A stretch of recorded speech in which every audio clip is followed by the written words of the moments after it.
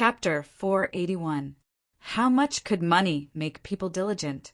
Anyway, a great thinker once said that as long as the return on profits reached 300%, it was enough to make capitalists crazy.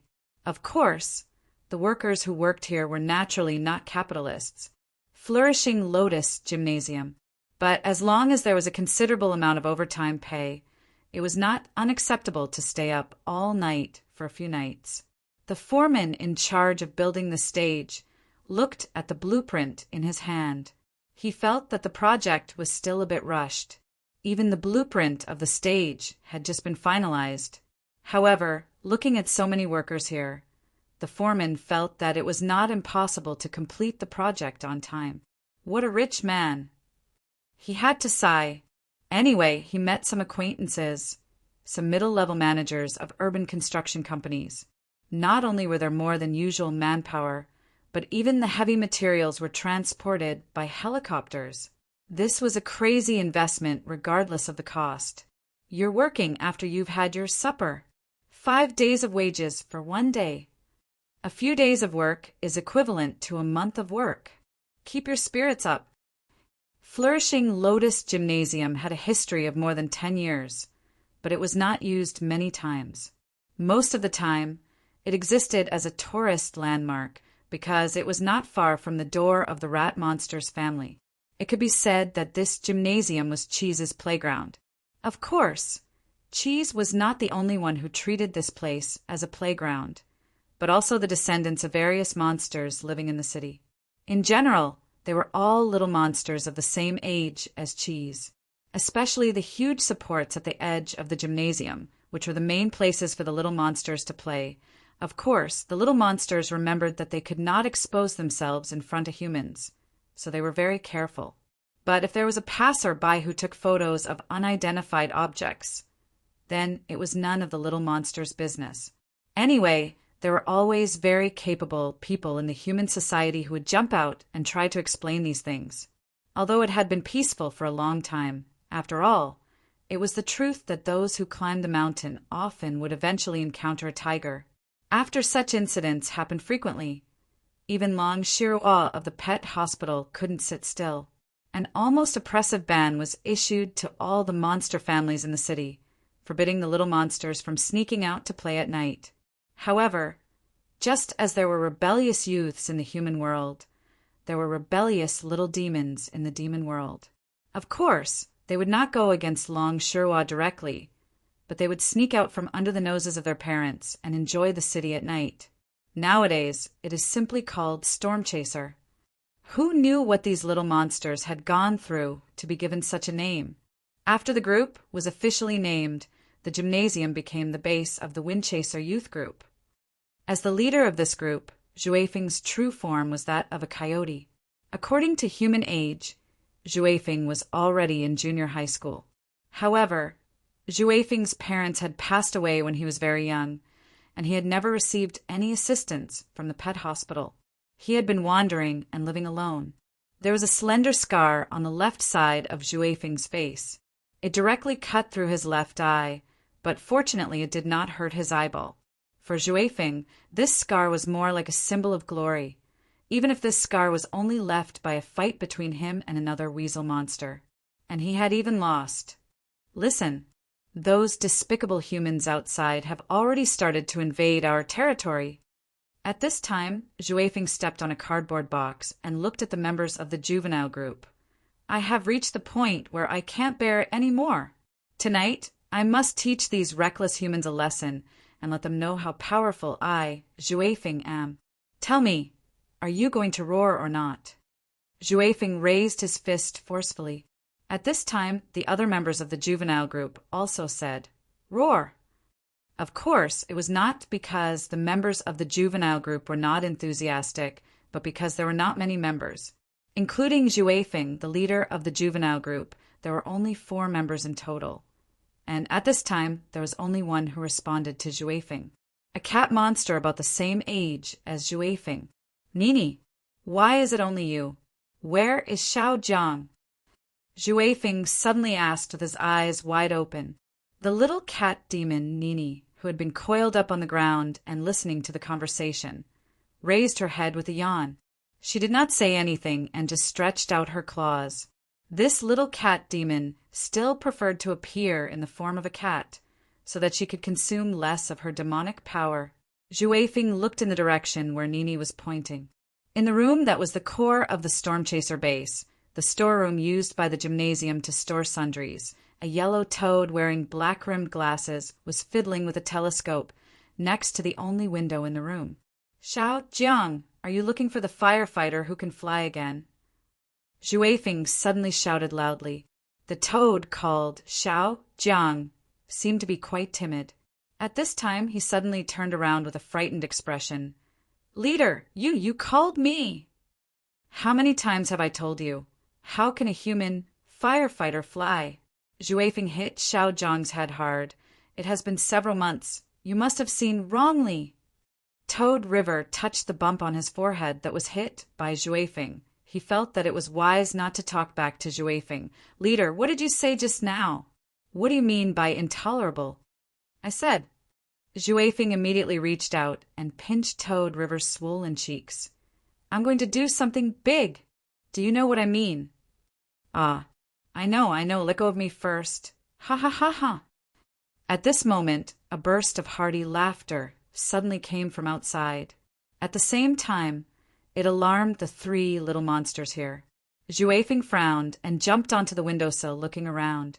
Almost at the same time, a face appeared in front of Juefeng, scaring him and causing him to fall from the windowsill. "Cheese!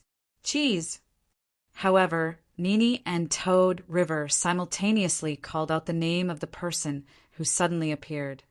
"You are really here!" Cheese somersaulted and landed steadily in the storeroom. He looked at everyone. "Are you all right?" Cheese reached out and pulled Juefeng up from the ground. "Juefeng, are you all right?" "Cheese Shu, the fourth member of Stormchaser. I thought you weren't coming."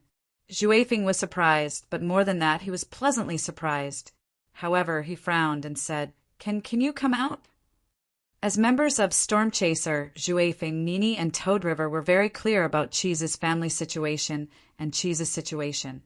Therefore, for a period of time, Cheese didn't appear again, and the other three members of the youth group tried their best not to disturb him.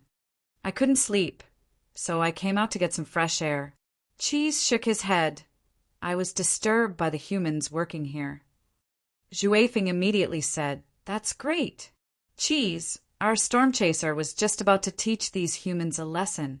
We'll let them know that our Stormchaser is not just for show. You come too." God knew when this Stormchaser had become famous in the human world, but Cheese didn't think much and nodded. He and Juefeng were used to playing some small pranks, not because they liked to do bad things, but because they felt that it was very exciting and interesting. What should we do? Bite their clothes or steal their things and put them in a place where they can't find them? Well, Xiao Jiang said, "You have a lot of ideas." Juefeng looked at Toad River and asked seriously, "Well, I saw that they were still working so late they must be very anxious." Toad River pushed up the glasses on his face. "I just thought, no, I calculated with my fingers. Why don't we cut off their power cord so that they can't work? Isn't that perfect?" "Cut off their power?" Juefeng frowned and said, "Xiao Jiang, you're really going to do something big this time." "Leader, is it not good?" No. Juefeng laughed and said, "We'll cut off their power cord. Do something. But at this moment, Cat Demon Nini suddenly screamed and lay on the ground in horror. "Everyone, there's something outside!" A huge black shadow appeared at the window, as if it wanted to come in, but its body was stuck in the window frame. Chapter 482. Iron Whistle, sit down. Iron Whistle, stand up. Iron Whistle, turn around. In the utility room of the gymnasium, along with Cheese's whistles and hand movements, the terrifying monster in front of the other three members of Stormchaser was doing all kinds of actions like a pet. It was very obedient.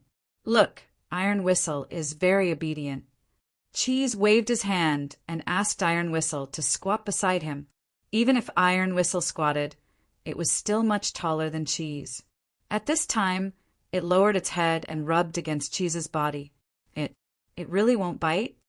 Nini the cat demon approached tentatively, wanting to reach out and touch it. Perhaps humans would be frightened, but as children of monsters, they had seen a lot of monsters, so they were much braver than humans. But when Nini's claws were about to touch Iron Whistle suddenly opened its huge mouth, revealing a circle of teeth, which was very scary. Nini screamed in fear and immediately ran far away. Iron Whistle, don't do that! Cheese shouted, they're my best friends, don't scare them. Do you understand? Iron Whistle seemed to understand, but it closed its mouth and rubbed against Cheese again. It seems that it only likes you, Cheese. Xiao Jiang pushed up his glasses. Where did this thing come from? It doesn't look like a monster. I don't know. Cheese shook his head and said firmly, but no matter what, Iron Whistle is my best friend. Nini, come here and touch it again.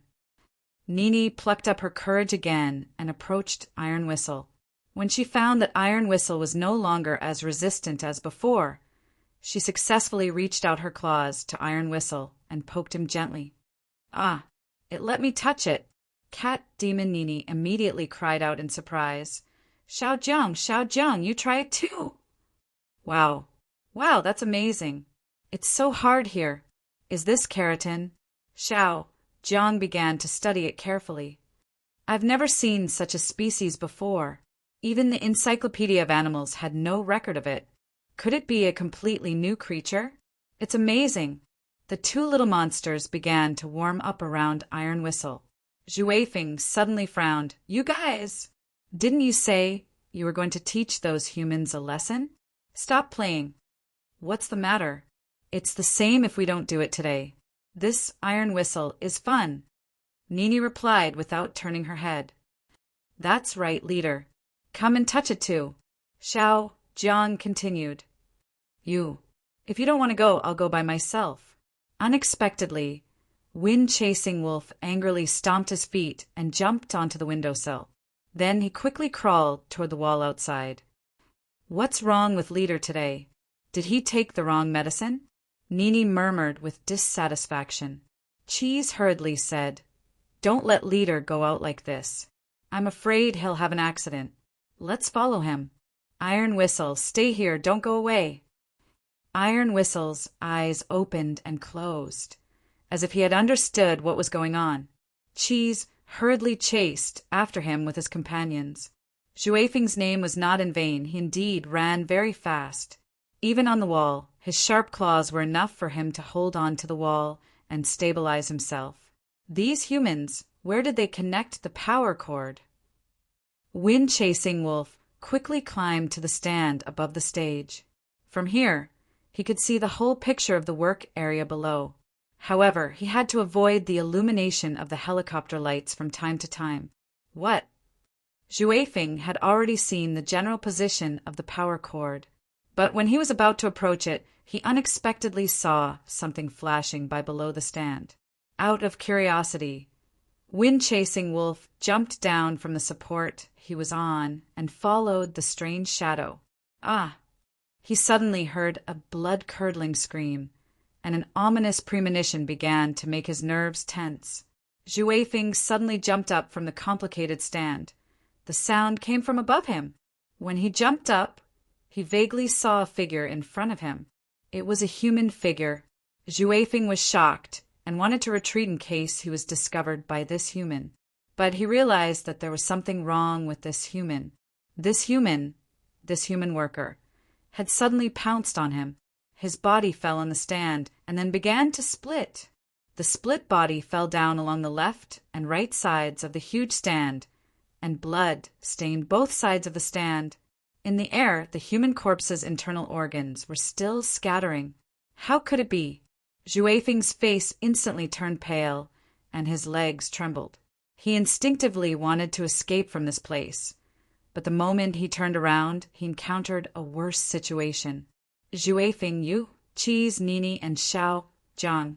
At this moment, the members of Stormchaser were looking at Zhuifeng in horror. This kind of look reminded Zhuifeng of a lot of things. He had lived for so many years and had experienced such gazes most of the time. Suspicion, distrust, and fear. No, it's not me. Juefeng's mouth trembled subconsciously. It's not me. Juefeng, come here first. Cheese shouted at this time. He saw a light start to sweep from behind Juefeng. That was the light of the helicopter. No, it's really not me. Juefeng. Cheese couldn't care less. He was afraid that Juefeng would be discovered, so he rushed towards Juefeng with all his strength. You don't believe me. Juefeng suddenly cracked open his mouth, and with a flick of his fingernails, he scratched Cheese's body fiercely. Slash! The sharp claws scratched a wound on Cheese's arm in a split second. At this moment, both the injured Cheese and the attacking Juefeng were stunned. A strong light swept from behind. At this moment, Juefeng seemed to realize something. He shook his head, subconsciously. In this extremely urgent situation, Juefeng chose to jump down from the support below and ran away in a flash. Juefeng! Cheese shouted, but at the same time Nini, who jumped over, hugged him and jumped onto another support. She was also very agile and quickly left this place from the other side. How could this happen? Why did he kill a person? Cheese, Nini, and Xiao Jiang returned to the base. These little monsters who had never killed a person were at a loss. This city had an extremely strict rule for monsters. That was, they were not allowed to attack or kill humans casually. Cheese, why did Chief kill? Nini was trembling at this moment. I don't know. Cheese shook his head, looking at the wound on his arm. Chief just said that he wanted to teach humans a lesson. Do you think? Xiao Jiang said hesitantly. Later, they secretly glanced at the body on the ground, half of the body. This human worker's body seemed to have been cut open by something sharp. Such a sharp cut seemed to be made by wind-chasing wolf when it waved its claws with full strength. But the scene was too dark and chaotic, so Cheese was not sure. But at that time, they only saw Juefeng appear in that place in a panic, the scene of the murder. Xiao Jiang, don't jump to conclusions so quickly. Cheese shook his head. His mind was already in a mess. Oh, Iron Whistle, where is Iron Whistle? In the utility room, they hurried back, but did not find Juefeng's trace. Only now did they find that they did not see Iron Whistle either. Cheese, subconsciously, took out the whistle and blew it lightly. Some rustling sounds were heard, and the little monsters raised their heads at the same time, only to see Iron Whistle. It turned out that it had been lying on the ceiling all this time. So, it's here. Cheese, subconsciously, heaved a sigh of relief. Cheese, I see a police car. Xiao Jiang took the binoculars and pointed at the street in front of them. We'll reach the entrance of the gymnasium after another turn. Chapter 483. The exact time was about 4:00 in the morning. Of course, it was the time when Ma Haut arrived at the gymnasium from his home, not the time when the workers found the body and reported the case. When Ma Haut arrived, the police had already sealed off the scene. It was winter now. Even if the weather in the south was not cold, Sir Ma still felt cold when he went out at this time. He rubbed his hands, subconsciously. When he was about 20 meters away from the scene, he suddenly looked around nervously. Sir Ma, Miss Ren won't appear at this time. I remember that she doesn't stay up late. Lin Feng whispered to Ma Haut. Bullshit. She doesn't dare to stay up late only when Luoqiu is at home. Ma Haut said, subconsciously, but soon he felt that something was wrong. He suddenly said, Do you think I'm the kind of person who will be afraid of ropes for 10 years after being bitten by a snake? Every time I go to a murder scene, I'll be controlled by the horror of Renziling? Didn't you already confess? Lin Feng. Officer Lin shook his head and quickly said, Sir Ma, the case is more important. The case is more important. They then crossed the cordon and came to the place where the body was found. Ma Haut looked at it for a while and frowned. This is the first time I've seen this kind of death in my life.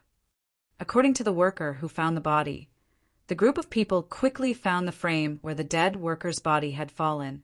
"Sir Ma, you're here." A young man in a police uniform waved to Ma Haud. Ma Haud came over and asked, "Xiao Bao, why are you here? Where's old Qin?" "Oh, the section chief asked for leave." The young technician called Xiao Bao quickly replied. "Leave?" Ma Haud was stunned for a moment. Old Qin can spend the night in the department half a year. Why would he ask for leave? Xiao Bao said, "Then I don't know. Anyway, when I was at work yesterday, I saw a message from the section chief saying that he wanted to take a few days off, and the bureau chief approved it." "How many days?" "He didn't say that." Xiao Bao shrugged and said, "He just said that when it's time to come back, he will naturally come back. When it's time to return, it will naturally return." "What the hell? So mysterious." Ma Haud frowned, but he did not intend to think too much about it. Instead, he asked, "Well, Xiao Bao, after you came, did you find anything?" Xiao Bao hurriedly said, "We found several sets of shallow footprints on the brackets, where the blood stains were. I've checked them. The wounds on the body don't look like they were cut by the thin steel cables on the brackets. In fact, the steel cables can't cut such a huge and neat wound." "Sir Ma, have you seen the body?" "The deceased was cut directly from the left shoulder all the way down to the right waist by something. When the body fell, some of the internal organs were scattered. We are still collecting them." "Cut open with a knife?" Ma Haud suddenly asked. "Knife?" Xiao Bao was stunned. "Sir Ma, we can't even speculate, let alone confirm. How can you say that it was a knife?" Ma Haud asked, "Then, do you think that the deceased this time and the body of the homeless man found last time are related?" "It's hard to say." Xiao Bao frowned. "You linked the huge and neat wounds together. That's your way of solving the case. But we need to look at it from the perspective of a forensic doctor, so everything needs to be verified." Ma Haud rolled his eyes. "I don't see how much of old Qin's skills you have learned. You're exactly the same as him." "Forget it, you continue. We'll ask the people at the construction site." Ma Haud and Lin Feng, as well as other police officers, started to question the workers at the site. In the middle of the process, Ma Haud suddenly complained that there were so many workers here. After carefully questioning them one by one, plus the investigation near the scene and the periphery of the gymnasium, the work was less than half done. In the blink of an eye, it was 6 o'clock and the sun rose. The murder weapon couldn't be found, except for several groups of small footprints on the frame. Some scratches were found on some of the frames, which were newly scraped. But the body had already been sent back to the police station for autopsy. But just as the body was sent back, the family of the deceased happened to come from afar. Ma Haud comforted them and had a headache, but he still didn't find any clues until 7 o'clock. "Sir Ma, we can't buy coffee. Can we just light a Red Bull? Anything is okay." Ma Haud shook his head and sat down tiredly on the stone bench outside the gymnasium. At this time, 2 children suddenly appeared in the sight of Ma Haud and Lin Feng. They were probably a little boy and an older girl. The little boy looked like a rat. Officer Ma felt that the little boy looked like a rat. "Uncle, did something happen here?" The little boy with a rat's head ran up to the 2 of them and asked curiously. Ma Haud gently touched the little boy's head and said, "Little boy, don't ask about what happened inside. Aren't you afraid of being late?" "Hee hee," the ratty little boy suddenly asked. "Uncle, are you policemen?" "Yes." Ma Haud smiled and said, "How do you know?" "We don't wear uniforms." "Uncle, don't you wear your ID around your neck?" Ma Haud gave a start and smiled. "You're a clever little boy. Well, since you know I'm a policeman, don't bother me. By the way, I want to ask you something. Why do you always tell me?" "Okay. My mom said to tell the truth to the police, uncle." "What a good boy." Ma Haud sighed. "Do you live nearby? Did you see any strangers when you left the house this morning?" The little boy shook his head. "No, uncle." "If I see them, can I find you?" Ma Haud thought that even if a child saw strangers, God knows how many strangers he saw in a day. He shook his head and said no. Well, go to school. Don't stop me from doing my work. Well, okay. The rat-headed little boy quickly ran away and returned to the little girl's side. He held the little girl's hand and began to walk away. It's good to be young. Mahoud yawned. Wait, are these two kids in puppy love? Maybe they are brother and sister? Lin Feng shook his head. Mahoud frowned, drinking up the red wine, patting his face, and standing up. Go back to work. Damn it. It must be puppy love, wanna bet? Cheese, did you get anything? Nini suddenly asked Cheese. It was daytime. Nini had to turn into a human girl. At this moment, she and Cheese were hiding behind a billboard outside the gymnasium. No. Cheese shook his head, lowering his head and muttering. But it looks like they didn't get anything. Last night, the people in the helicopter didn't see anything. Nini was a little worried, suddenly grasping Cheese's arm, whispering, Cheese, do you think the human police will find out that it was Zhu Feng who killed those people? Nini! Cheese frowned. We only saw Zhu Feng there. We didn't see Zhu Feng do anything. Don't talk nonsense. Nini was older than Cheese, but none of the storm chaser, including Zhu Feng, was as calm as Cheese. She suddenly sighed. Why, alas, if you didn't quit when we chose a leader, there wouldn't be so many problems. Let's not talk about this. Cheese shook his head, then frowned. Where's Xiao Jiang? Didn't we agree to wait here? I don't know. Why hasn't she come yet? Nini also looked around curiously. Then her expression changed drastically, and her body started to tremble. Dragon, dragon, dragon. Long what? Cheese gave a start. Lord Long. Nini covered her mouth with both hands.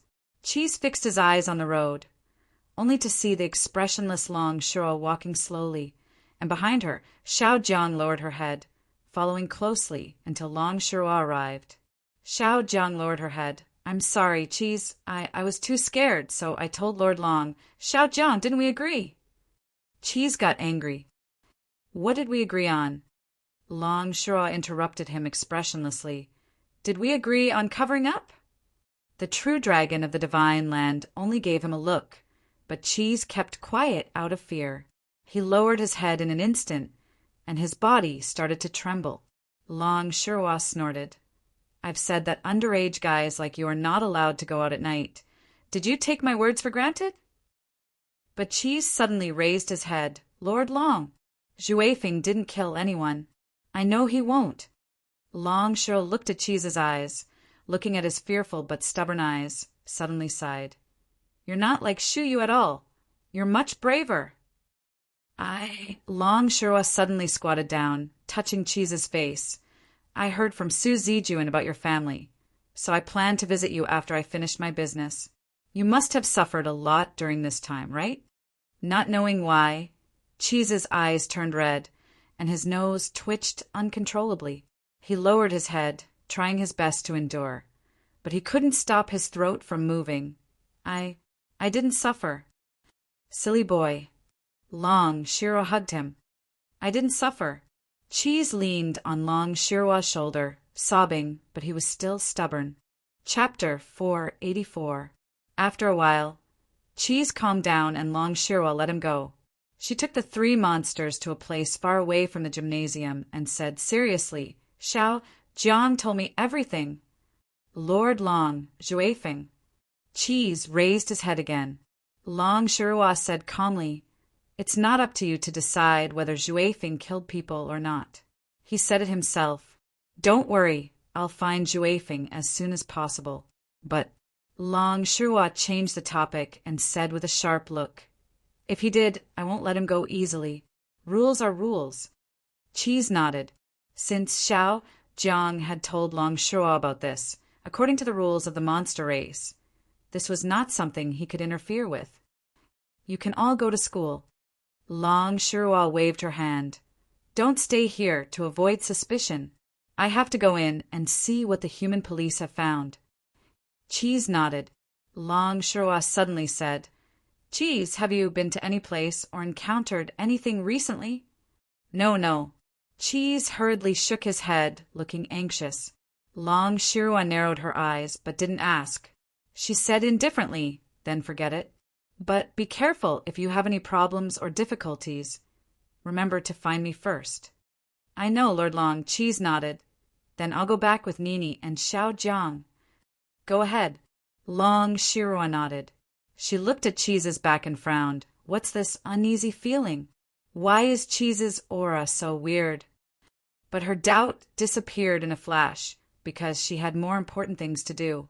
She had to confirm if the human police had any clues that would harm these little monsters. Long Shirua easily avoided all the humans and came to the place where the accident happened, where Cheese and Xiao Jiang separated from Juefeng. It was also the first scene of the murder. Standing on another support, Long Shirua narrowed her eyes and her pupils turned into golden fragments. Her vision began to magnify continuously, comparable to a precision instrument, not letting go of any details. Her vision began to move. Based on the subtle traces, she deduced the movement trajectory of the little monsters last night and the possible places that the deceased might have been before he died. What happened, in the end, only Juefeng and the deceased were on the same steel pipe, but the human was dead. At this distance, Long Shirua frowned. She tried to consider all the possibilities. If there was a third party who was the murderer, he wouldn't leave any traces, unless he had the ability to fly. If there was no third party, then it was Juefeng who cut the deceased with the air wave made by his claws, although this skill was very difficult for a little monster at Juefeng's age. But Juefeng, a little guy who had been supporting himself outside, might be able to do it. Long Shirua frowned, then pulled out a strand of her hair and scattered it in the air. His hair immediately turned into a faint ray of light. Like a spirit snake, it coiled around the frame and raised its head. "Go, follow Juefeng's footprints and find out where he hid." Then Long Shirua left the gymnasium. She planned to go to the place where the body of the deceased was placed, the place where the forensic doctors worked. In addition to the stadium as the base, Juefeng's home was on the roof of an old building. It was a complicated small place filled with pipes, water tanks, and so on. He could see the sky when he raised his head and look at the city when he opened his eyes. Juefeng often stood on the wall, saying that there was no better place than here, because he could have a bird's eye view of everything. He also said that this was a prime location with cool wind and cold water. But Cheese knew that Juefeng just didn't have a place to go back like him. Even if it was a dark and damp place, at least there were relatives waiting for him there. Cheese now stood at the place where Juefeng often stood, silently looking at the city. "Cheese, we didn't find Juefeng. It seems that he didn't come back." Below, Nini and Xiao Jiang came back after searching separately, and they both shook their heads. Nini probably still held a grudge against Xiao Jiang's betrayal, so she didn't stay as close to him as before. Xiao Jiang knew his own situation, so he wasn't dissatisfied from a rational point of view. Cheese knew that Xiao Jiang didn't do anything wrong, but from the emotional point of view, Cheese shook his head and jumped down from the wall, saying with a bitter smile, "Juefeng ran too fast. If he hid the key from us, we couldn't find it at all." As if feeling Cheese's disappointment, Iron Whistle, who had been following Cheese all this time, lowered his head, rubbing his leg. "Cheese, your wound is bleeding again." Nini pointed at Cheese's arm and said, "It was the wound caused by Juefeng's claw last night." Cheese rolled up his sleeve, looking at it and shaking his head. "It's just a small wound, no big deal." Nini hurriedly put down her school bag. "I've put on a bandage. Let me change it for you." Were cats and mice enemies in the previous life? At least, Xiao Jiang knew that Nini wasn't like other cat demons, who had a natural sense of superiority towards Cheese. But when Nini untied Cheese's bandage, she found that the wound was far more serious than she imagined. This Juefeng, how can he be so cruel? How can you say it's fine? Leader, Juefeng has always been so barbaric. Xiao Jiang suddenly sighed. He doesn't say anything, and we don't know where he is hiding. If he didn't do it, why did he run away? Cheese didn't say anything. Iron Whistle suddenly blinked, sticking out its snake-like tongue from its mouth part, licking the wound on Cheese's arm lightly. Cheese didn't pay much attention to it. Iron Whistle's tail seemed to be slightly raised at this moment. Xiao, Jiang, we can't make a conclusion until we get to the bottom of it. Cheese sighed.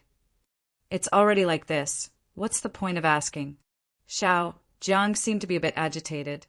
Such a big thing, and a human being died. I don't know if Lord Long will blame us. If my parents knew about this, they would definitely beat me half to death. I said from the start that I shouldn't have let Xue Feng be the leader. Cheese should be. Enough. Stop talking. Is it wrong? Xiao Zhang's face turned pale. He always says that he wants to be famous, but he's stupid. He only knows how to get into trouble. He even implicates us after getting into trouble. I don't know this kind of guy. Xiao Zhang. Cheese glared at him. Xiao Zhang's body suddenly shrank, but he still said stubbornly, Am I wrong? You wanted to save him last night out of kindness because you were afraid that he would be discovered. But what did he do to you? He hurt you. I don't know if he will deal with me and Nini in the future. This kind of guy, it's better to be caught by Lord Long and beaten back to his original form. Clang. Suddenly, something hit Xiao Zhang's body, making him cry out in pain. Then he saw that it was an unopened luncheon meat can. It just hit Xiao Zhang's head. Xuefeng. Cheese was stunned. He looked up and saw that Xuefeng was standing on the water tank, not far away, glaring at him. Xiao Zhang was frightened and hid behind Cheese. You! What do you want to do? What do I want to do? Xuefeng suddenly laughed. You just said that you want me to hurt you too, right? Come.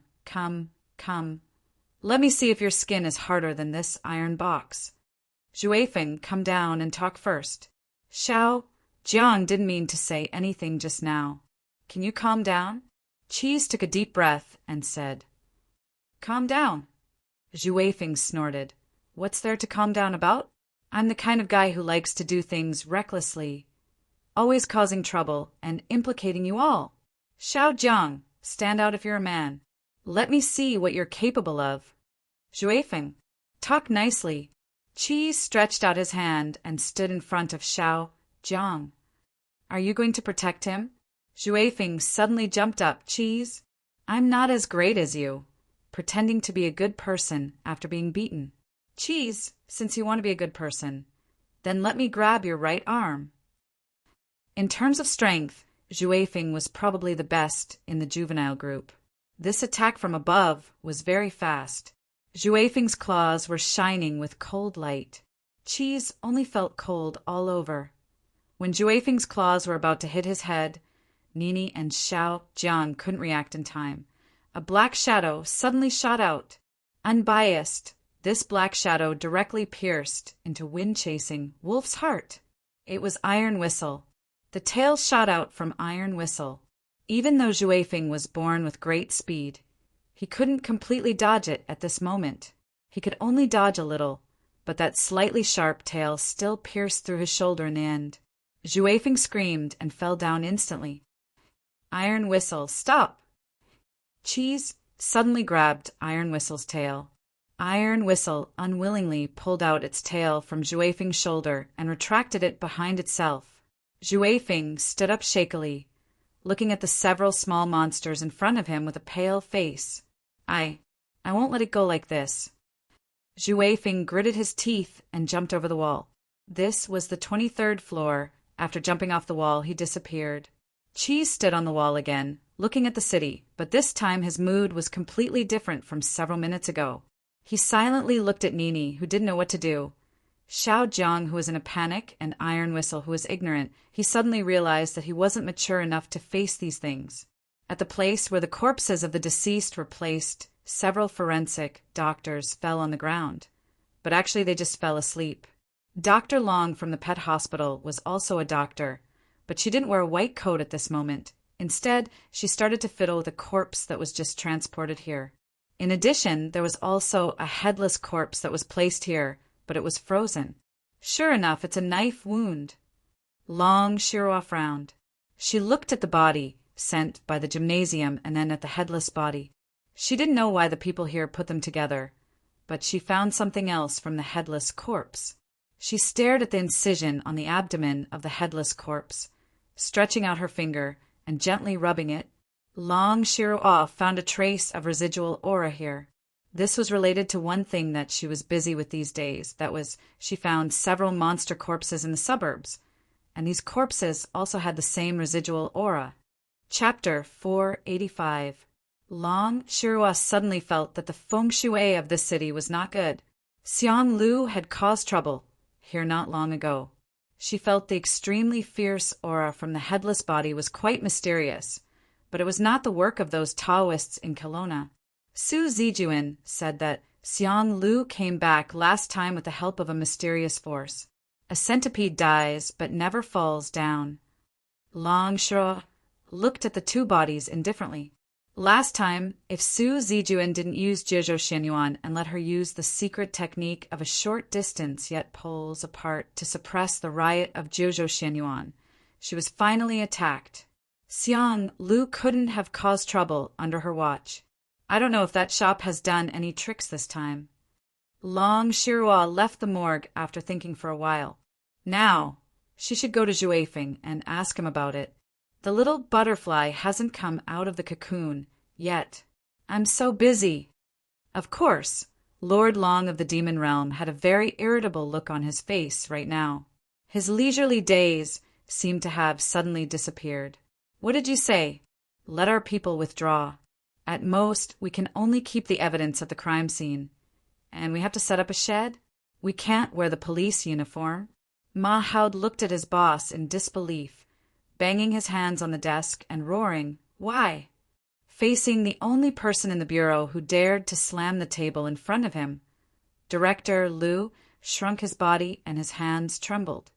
"Because if you're still here, you'll affect the progress of the gymnasium. Work progress." Sir Ma felt more unreasonable.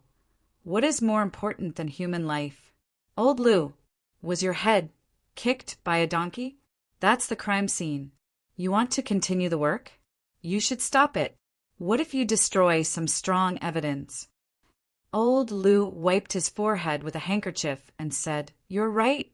That's what I think too. But old Ma, you also know that I have my own difficulties. Who told you to do this?" Old Liu didn't say anything. He just looked up. Ma Haud frowned. After a while he said, "The people above? I say, for such a big matter, let alone a television station. Not even a single reporter appeared, let alone a single leak of information. This is really powerful." Old Liu suddenly said, "Old Ma, I'm about to retire. You don't have much time left either. Be careful." Sir Ma felt that it was unnecessary for him to continue making a fuss. Here, old Liu still had the most power. If he kept going against his superior, not only would it not end well, but he would also end up not being able to handle the case at hand. That would be the worst for him. Seeing Ma Haud open the door without saying a word, old Liu immediately asked, "Old Ma, don't mess around." "Don't worry," Ma Haud said without turning his head. "I'll go to the construction site to carry bricks, okay?" "Hey, don't tire yourself out. Why don't you come to my house for dinner tomorrow? Both of you, husband and wife, come up." Bang! The door was closed so loudly. Old Liu was suddenly startled. He patted his chest and sighed. He felt that it was not easy to be a brother-in-law, but he had been a brother-in-law for so many years, and the remaining years were not that big of a difference. Half a year ago, Flourishing Lotus Gymnasium. Several months after the high-pressure policy from a pet hospital, there were almost no small monsters who would come here at night, except for the three of them tonight. Zhuifeng was standing on the football field of the gymnasium, looking quite imposing. Next, there would be a fierce battle to decide the leader and name of the juvenile group. No matter which side lost, they had to obey the other side. "Xiao Jiang, what time is it?" Zhuifeng suddenly opened his eyes at this time. Xiao Jiang was startled. He quickly looked at the time and said, "Zhuifeng, it's almost 2 o'clock in the morning. 2 o'clock. Juefeng suddenly said angrily. The appointment is at 11 o'clock. I've waited here for 3 hours, but Cheese still didn't show up. He said he would show up on time and he would lose if he was late. Are you looking down on me? How about we make another appointment tomorrow when we see Cheese? Nini suddenly suggested. Juefeng just frowned. When he was about to say something, he saw a small figure walking quickly towards him. Before it arrived, he heard the voice. I'm sorry, everyone, I overslept. When I woke up, I thought you all had left. Why are you still here? Overslept. Juefeng gave a start, and then angrily said, Cheese, this is a serious duel, but you overslept. What do you think this is? Cheese smiled embarrassedly. I'm sorry, but I remember that I lose if I'm late. Juefeng, you're our leader from now on. No way. If we don't compete again, I can't accept it if I win you like this. Juefeng snorted. Since you're here, let's decide the winner according to the agreement. Otherwise, don't even think about going back tonight. Then, okay. Cheese nodded. Juefeng said in a low voice, Xiaojiang, you count. We'll shoot the ball at each other, and we'll decide the winner with 5 balls. Cheese, you attack first. Don't be careless, use all your strength. Okay. Cheese nodded, but he muttered. If he knew it was going to be a duel, he would have come earlier. He put an old football on the grass and shouted, Then I'll start. His shoulder was pierced through.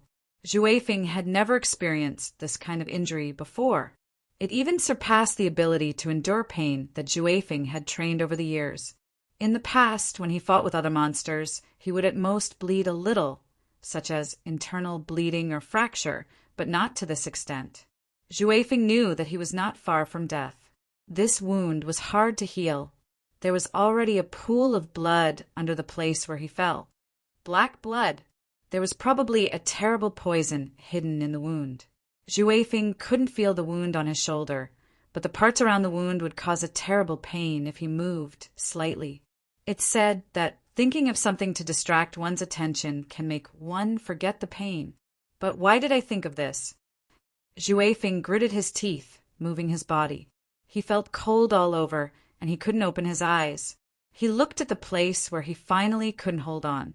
It was a dirty back alley, a place where he put the garbage, and it was dark. Looking up from here, it only opened a crack in the sky, and he could see a faint touch of blue. It couldn't compare with the scenery on the rooftop where he lived. But Juefeng suddenly felt that this kind of place was very suitable for him. Since he was conscious, the first place he saw was similar to this place. He didn't know where his parents were, whether they were dead or not. The only thing he knew was that he had been abandoned from the very beginning, thrown into a small alley. He had been wandering, and when he was weak, he even fought with wild dogs for food. He didn't know when he wandered to the city, and he met a guy called Long Shiro. She was born to make him revere her. She was like a god, full of indescribable majesty, but her character was a bit bad. Later, he knew that she was not only a big monster, but also the most honorable Kelowna Shinryu. Long Shiro asked him not to wander, and to settle down in this place. Anyway, it was the same in other places. On the contrary, he had a higher chance of survival here. Juefeng felt that this was a kind of pity. Not knowing why, this kind of pity made Juefeng feel quite cheap. Although he knew that with Long Shiro's status, she had to take care of countless monsters. It was rare for her to share a little with him. But he still lived in the city because it was indeed easier to survive here. Later, he found a rooftop, which was his home alone. Then he got to know Cheese, found Nini, and met Xiao Jiang. It was getting colder. The cold feeling made Juefeng subconsciously think of the past. He couldn't remember which city it was. Anyway, it was a city in the north. It was the days when he was wandering. He remembered that at that time he seemed to have collapsed on the ground like now. The injury was probably not as serious as this time, but it was almost to the extent of dying. That time, why was I beaten up? What kind of people surrounded and beat me up? Cold, rough, and disgusted eyes. I didn't steal anything. The thief was obviously in front of you. Since you insist that it was me, then don't blame me if I take away all your things. So cold if you can believe every word that I say. How nice it would be his eyes were closed, and even his consciousness was beginning to fade. Everything was in a hazy state. Zhu Feng suddenly seemed to have returned to the moment when he was abandoned. I beg you, let this child live. I don't care what it takes. I'll do it. I beg you. At that time, who was talking? Zhu Feng felt that something seemed to be approaching him. It was the sound of footsteps. He used the last bit of his strength to open his eyes a little, only to see two vague figures. They were talking. The man said, "It seems that it is this one. Bring him back first." Chapter 486. In the back alley, the cockroaches and ants that had just come out to look for food suddenly scattered quickly, not to mention the rats and flies that also treated this place as a hotbed, because something was approaching here. It was Kelowna, Shinryu, Long Shirua, and Dr. Long, who could make monsters tremble, not to mention these small pests. "Is it here?" Long Shirua walked to the depth of the back alley. At this time, there was a golden thread on the ground in front of her. The golden thread gradually lost its brilliance and turned into black hair again, and then began to break inch by inch. However, Long Shirua didn't find Zhu Feng here. What was left in front of her was only a pool of black liquid that emitted a stench and the smell of blood. Long Shirua frowned, touching the liquid with her fingers and gently rubbing it. Poisoned? But why did he disappear? I actually lost his direction here. This was something that happened very, very rarely. Long Shirua couldn't even remember when was the last time her tracking was fruitless.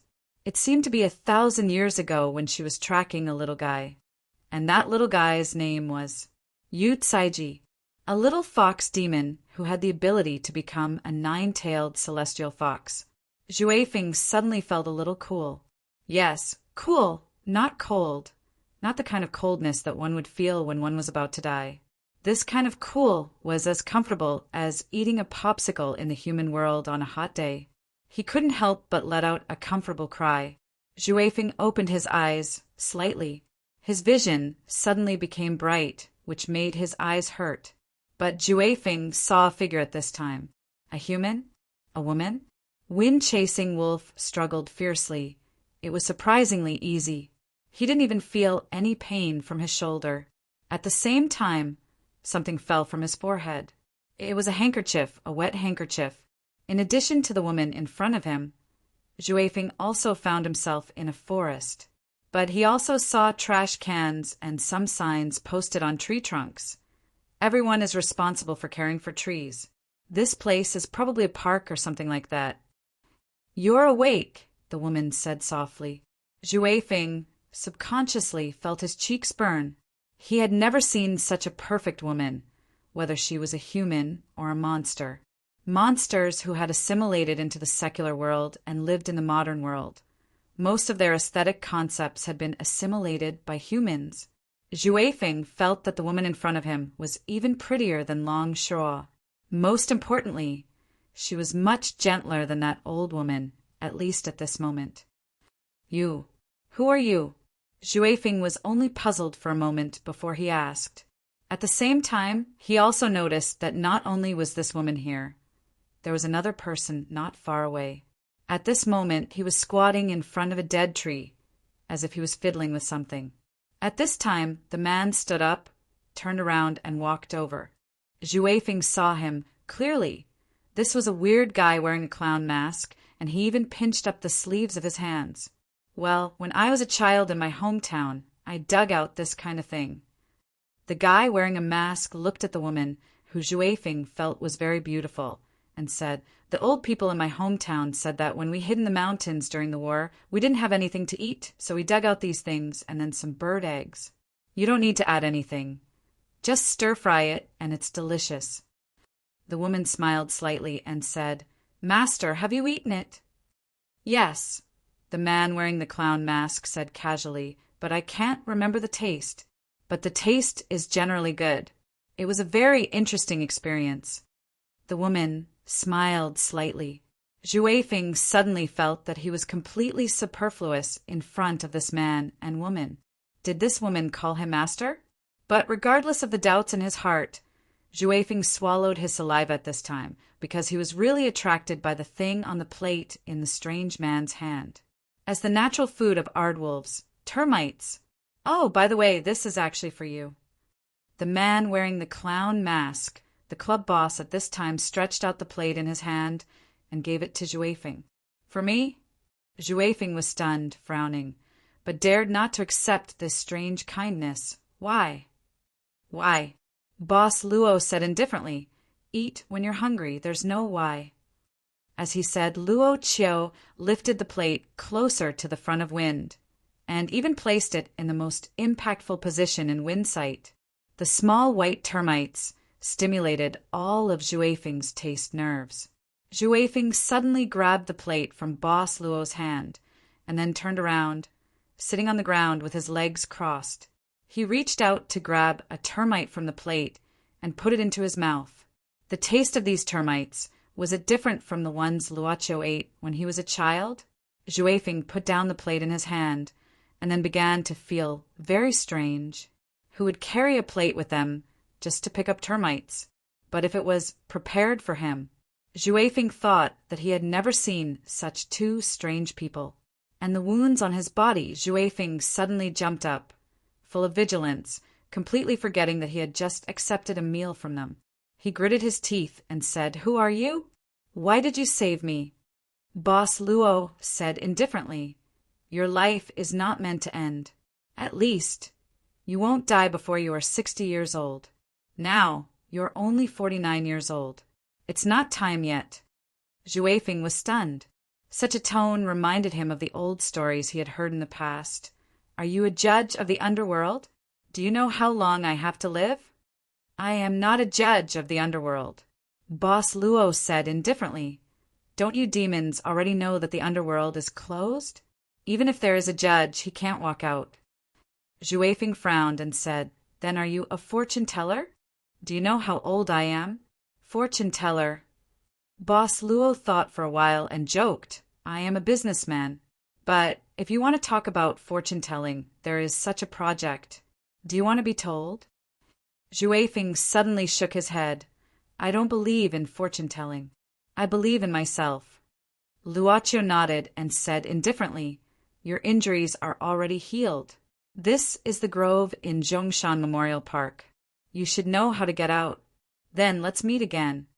Seeing the man and woman who had saved him turn around and leave, Zhuefeng was in great disbelief. At the same time, he subconsciously shouted, "Wait a minute! Is there anything else?" Luoqiu turned around and pointed to the withered tree beside him. "If it's termites, there is still a nest over there. If there isn't enough to eat, you can always dig for more." "Really?" Zhuefeng's eyes lit up. This was his nature, and he couldn't help but reveal his true colors. But he immediately reacted and shook his head. "No. You haven't told me why you helped me. Didn't I already say that your life is not meant to end before you are 60 years old? I don't believe in such nonsense." Zhuefeng snorted coldly. "I don't believe that anyone will help others for no reason. Even if there is, it's only for something." Luoqiu asked indifferently, "For example?" "For example." Zhuefeng lowered his head and racked his brains, but he couldn't think of a very powerful example. But he subconsciously thought of cheese. He even hurt him, but he still intended to help him. What was his purpose? For example, hypocrisy. Zhuefeng took a deep breath and raised his head. To convince others, to show his greatness, to put himself in the center that everyone likes and thinks is good. "Why should I save you? Please forgive me for not telling you the real reason." Luoqiu suddenly shook his head. "But there is one thing I can give you." With the boss's words, the servant girl beside him stretched out her palm.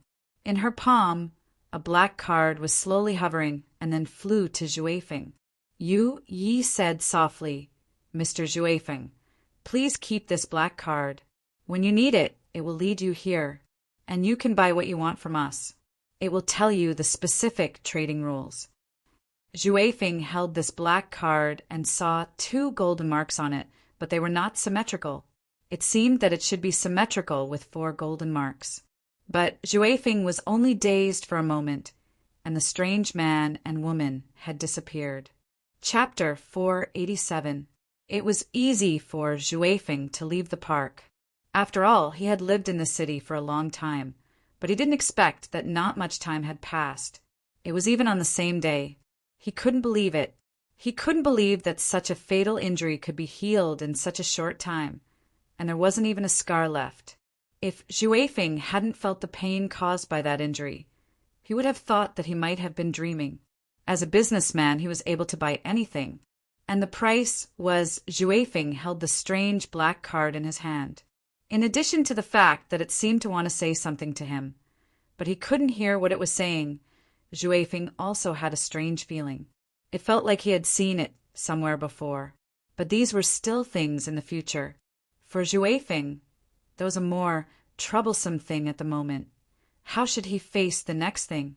According to Xiaozhang's tone, this matter was probably already, but when you're afraid of something, the thing you're afraid of often comes unexpectedly, just like fate laughing at the incompetence of the weak. Zhuefeng heard the footsteps behind him. When he heard the footsteps and the aura that accompanied the footsteps, Zhuefeng subconsciously wanted to escape. He tried his best to escape as fast as he could, but he couldn't move his legs, because behind him was almost the same as the totem incarnation of this Kelowna land. Long Shirua, Zhuefeng, I finally found you. Where did you go when you disappeared? Such a voice came from behind. For a moment, Zhuefeng couldn't help but think of what Long Shirua, who had this voice, once said to him many years ago. If you don't have anywhere to go, stay here and live. It's easier to not die. Zhuefeng turned around and took a deep breath. Since there was no way to escape from Long Shirua's sight, then he would face her calmly. On the side of the road outside the park, there were not many cars. Occasionally they would pass by. A car sped away, and Long Shirua walked in front of Zhuefeng. Zhuefeng asked, Are you here to capture me? Long Shirua lowered her head slightly. She had never liked Zhuefeng's character, which seemed to be thorny all the time. Perhaps this was caused by the environment he grew up in. However, there were thousands of monsters living in the modern era, and none of them had never experienced pain before. She was the one who drew the line between demons and humans. She was the one who dictated that both parties should live in harmony. Was she supposed to act like a nanny and take care of every demon's emotions? If that was the case, she wouldn't be willing to do it, even if she had 10 million incarnations. That was why she gave herself a face that all demons would revere. Since you didn't do anything wrong, why are you running away? Long Shirua said indifferently. Zhuefeng suddenly said, Will you believe me? Long Shirua said, I will believe the truth. You tell me the truth. Zhuefeng suddenly said, If I say that I don't know anything and that person died in front of me, will you believe me? Long Shirua frowned, seemingly considering the truth of his words. Zhuefeng laughed and said, See, you are hesitating. You don't intend to believe me at all. This child in the end is still too extreme. Long Shirua shook her head. Zhuefeng, if you continue to be like this, not only will this matter not be solved, even I will not be able to continue the discussion with you. I don't need you. I don't need your pity. Zhuefeng took a deep breath and said loudly, Go and take care of those demons under your control. Go and be the supreme Lord Long. You don't need to take care of me. I can take care of my own matters. Long Shirua suddenly frowned. Her eyes focused, and her aura suddenly burst out. You, what is that thing in your hand? This aura from Kelowna Shinryu made Zhuefeng's face turn pale. His heart beat wildly, and his body couldn't even move. But he still gritted his teeth and said mockingly, This is your so-called help? Long Shirua said in a low voice, Zhuefeng, listen to me. The thing in your hand is an inauspicious thing. Let go of it. It was very clear. She could clearly feel the same aura as that place from this small black card. This was the thing from that place. However, Zhuefeng suddenly stopped trembling, as if he had found something to rely on. Long Shirua's divine dragon aura was still strong, but the black card in his hand was constantly seeping a sense of tranquility into his body. It was constantly reducing the pressure on Long Shuo. Listen to you. Zhuai Feng stared at Long Shuo and sneered. I don't understand. Why do I have to listen to you? Just because you are a Shinryu? Just because you are a Shinryu, so everything you say is right? We have to follow it unconditionally. I asked you to take away the thing in your hand. Did you hear me? Long Shirua shouted again. You don't know the danger of this thing. After saying that, without waiting for Zhuai Feng's response, she had already stepped forward and reached out to grab the black card in Zhuai Feng's hand. No matter how fast Zhuai Feng's speed was, he couldn't be compared with this Shinryu who had an extraordinary background.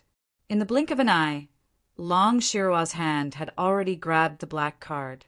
Long Shirua's palm even flashed with a flash of golden light, as if she was going to crush the black card the moment she touched it, leaving no future troubles.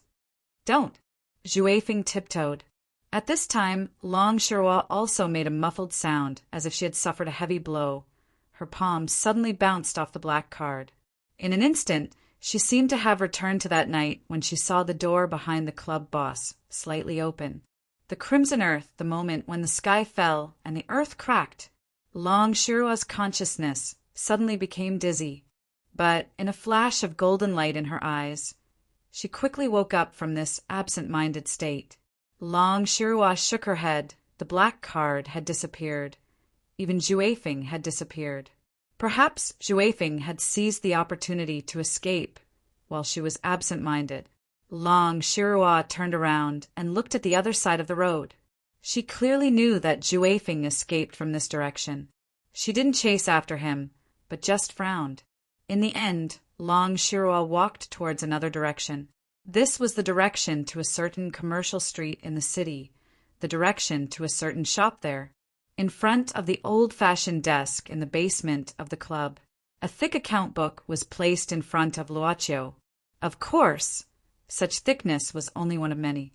Today, it suddenly appeared in front of Boss Luo, automatically turning to a page. Let him live until at least 60 years old. It was a deal made many years ago by the last owner.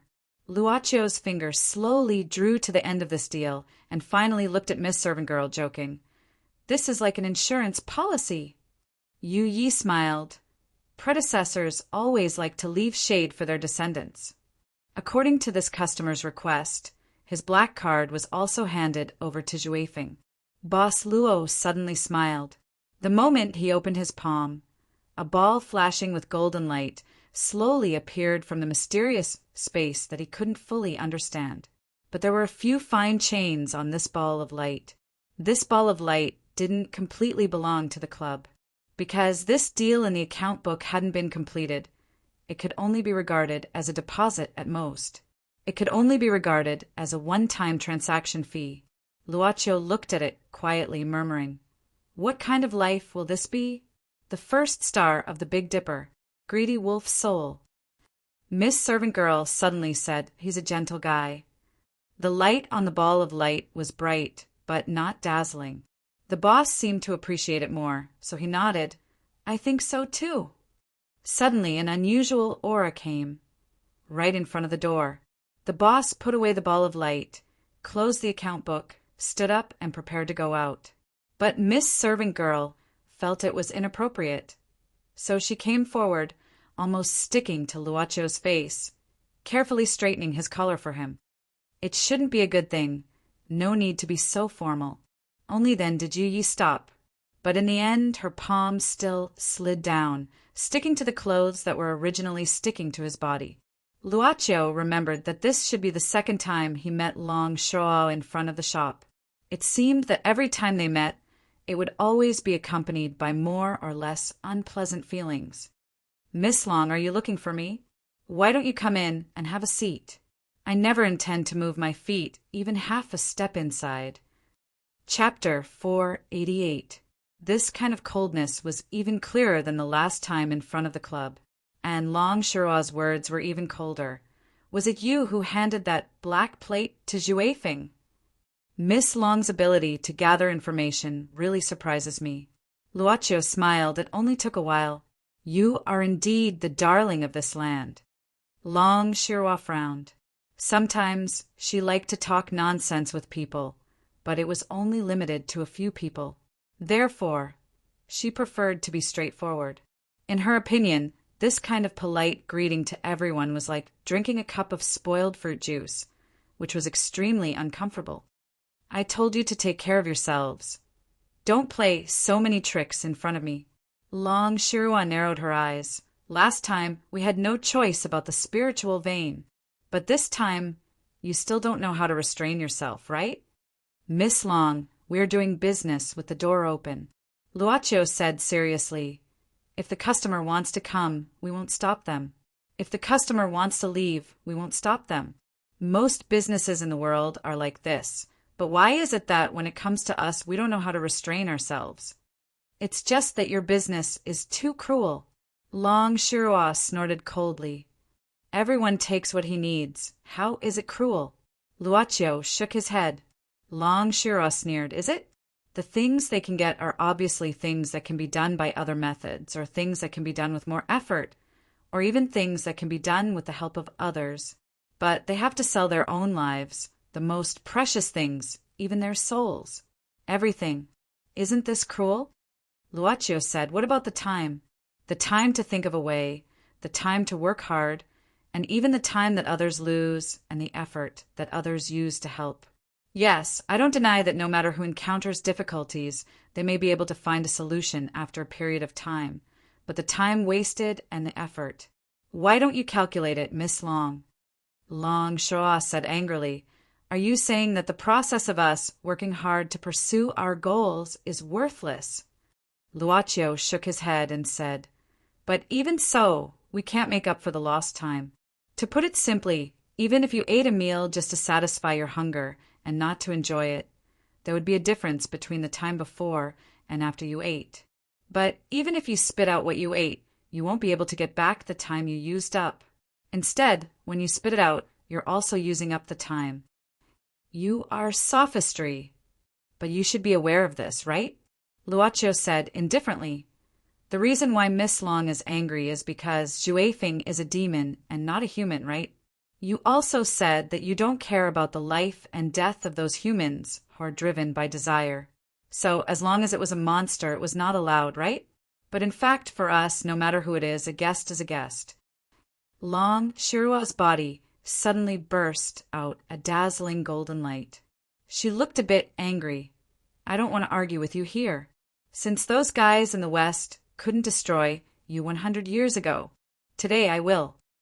Seeing that the power burst out of Long Shirwa's body, crazily skyrocketing, almost breaking through the small place in front of the club and breaking the barrier between it and reality, Luocio still said calmly, Miss Long, please don't be mean to me, okay? What a joke. I'll simply destroy this place today and uproot it. Let's see if there will be any more chances for you to harm anyone in this world. Long Shirwa had a pair of huge dragon horns on her forehead. Her face was solemn. Last time I was not in a good state. This time, let me see what is behind you. Seeing that Kelowna's Shinryu had the intention to kill, the servant girl stood in front of the boss without saying anything. Her hanging hands released black flames. The flames condensed and turned into a simple cross sword. But at this time, Luocio gently grasped her wrist at this time, saying softly, I don't want to be familiar with you from a stranger to a stranger. I don't want to know another you by my side. Master! The cross sword was still hanging down, but Long Shirwa didn't care about it. She came with a strong murderous intent. Go to hell! Miss Long, please put away your malice, okay? Luocio looked up. Please step back. Long Shirwa had already fallen from above. The whole club's door was shaking, and the decorations on the cabinets were also falling down. Luocio saw that the ball, which had just been placed on the ground, was unstable and fell to the ground. He narrowed his eyes and sighed, which was rare. Boom! This was the door of this mysterious shop with a strange origin. It was also the place where the boss's power was the strongest. At the moment when Long Shirwa fell, A door suddenly stood up behind Luocio. It didn't open slightly, but nearly 1/3 of it was opened in a flash. In a flash, numerous lights rushed out from inside. Blue, white, red, black, purple, colorful lights. They drowned Long Shirua in a flash. Dispersed. When the light that could swallow everything dissipated, it was also the moment when their vision began to recover. Long Shirua tiredly opened her eyes, and her sight began to become clear. She found that she was in front of the door of the shop. In front of the door, the boss and the servant girl didn't move at all, still standing in the same place. Long Shirua didn't even know what had happened just now. She just felt very tired. She had never felt so tired before. Long Shirua had never felt like this before. As long as she stepped on this land, her power would be endless. To some extent, Shinryu of Kelowna wouldn't die. Shinryu's death even indicated that this land would enter a decline, but Shinryu wouldn't die. If this generation of Shinryu disappeared, it would only be Long Shirua's disappearance, and the next generation of Shinryu would be reborn from this land. To be precise, Shinryu wouldn't die, but she would disappear. But she still kept her consciousness and could see everything in front of her, which at least proved that she hadn't disappeared. But this fatigue that she had never felt before made her feel uneasy. Also, the boss looked at her with a strange gaze at this moment. Long Shirua clenched her teeth, using what little strength she had left to get up from the ground. This kind of embarrassing in front of the enemy was really uncomfortable, so uncomfortable that Long Shirua even neglected some things. That was the boss and his servant girl in front of her seemed to have suddenly become a lot taller. The door of the club in front of her seemed to be a lot bigger than before. But obviously, her anger made her unable to pay attention to these things. She just called for Shinryu's power again. "You, what did you do to me?" But she couldn't call for Shinryu's power. At the moment when she opened her mouth, Long Shirua even subconsciously covered her mouth. The moment she covered her mouth, Long Shirua panicked and didn't know what to do. This was the sleeve. This was a sleeve that completely covered her arm, but a section of it was still growing out of the sleeve. She realized that it wasn't everything that had become bigger. It was just that she had become smaller. In front of the club, Kelowna's Shinryu stood there with a dull look in her eyes. The clothes that didn't fit at all hung on her body, completely exposing her entire shoulder. It could barely hang on her arm, and there was no power. 2 small drops of tears that were about to drip down from her eyes, and there was a strand of golden mucus hanging on her nose. "You, what did you do to me?" And it was a baby voice, and it sounded like she was crying. Chapter 489. Long Shirua was dumbfounded, which lasted for more than a minute. When her body became smaller, the clothes that no longer fit her couldn't bear the effect of gravity. She realized something was wrong when the poor supporting point of her arms slid down. She crouched down almost instinctively, but when she saw the club owner, she was very surprised that she didn't see a trace of mockery in his eyes. What kind of look was that? It was as if he had seen a problem and was considering how to deal with it. It was a contemplative look. Although it was only for a moment, at least she could tell the difference between ridicule and embarrassment. But it was more uncomfortable for Long Shirua to be able to tell the difference. "Anyway, change your clothes first," Mississippi Long Luocio suddenly said lightly, and then snapped his fingers. In front of Long Shirua, a set of clothes fell from the air and landed in front of her. At the same time, a circular black curtain began to rise around her. If there was any word that could be used to describe this Kelowna Shinryu's mood, it was probably messy. Or it would be more appropriate to add in the wind. Maybe because of her small body, her IQ and EQ were greatly limited. Long Shirua trembled and looked at the clothes on the ground. She wanted to cry, but had no tears. A few minutes ago, she wouldn't have worn this style of clothing even if she was beaten to death. "It's actually a LO outfit. Can you see the door behind me?" Luocio didn't pay much attention to the black curtain. He just looked at Yi and suddenly asked, or it was more like he was describing his own situation. I can't see it. Ye could barely see a shadow. Mississippi maid's voice was very light. Luaccio pondered for a while, but said, "But I can feel its existence now." But it was still very vague. This fuzziness came from the contrast between his own insignificance and the enormity of the meaning behind the door. But Luaccio didn't say that. He just said indifferently, "Long Shura is making trouble. I don't plan to do anything. I'll leave it to the club's defense mechanism to deal with it. Why didn't you kill her? Why did you only turn her into this?" Yi pondered for a moment before giving a vague answer. "Perhaps there's a reason not to kill him, but he can't not punish him? You're still too cautious." Luaccio suddenly smiled and shook his head.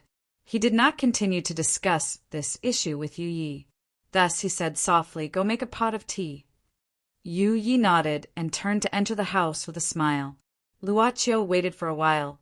Suddenly, a small figure swelled up in the black curtain.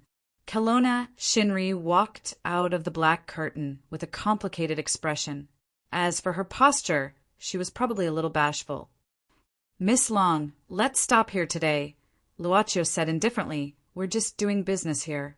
We don't plan to make trouble for anyone." Long Shura finally sighed in disappointment. Before she turned into this appearance, she probably only had a 50% chance of winning. Now that she had turned into this appearance, what was there to be pretentious about? She was not the kind of person who would say harsh words in front of others to regain some illusory face after losing. At this time, she just stretched out her hand and pulled the collar of the yellow suit she was wearing. She frowned. "The size of this suit surprised me. I think it can at least prove one thing." Luaccio was more curious about this, so he looked at her with a doubtful gaze. Long Shura snorted, "You're a complete pervert."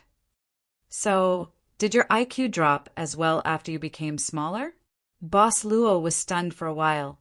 Long Shura had also left for a while. The servant girl came out and said the tea was ready.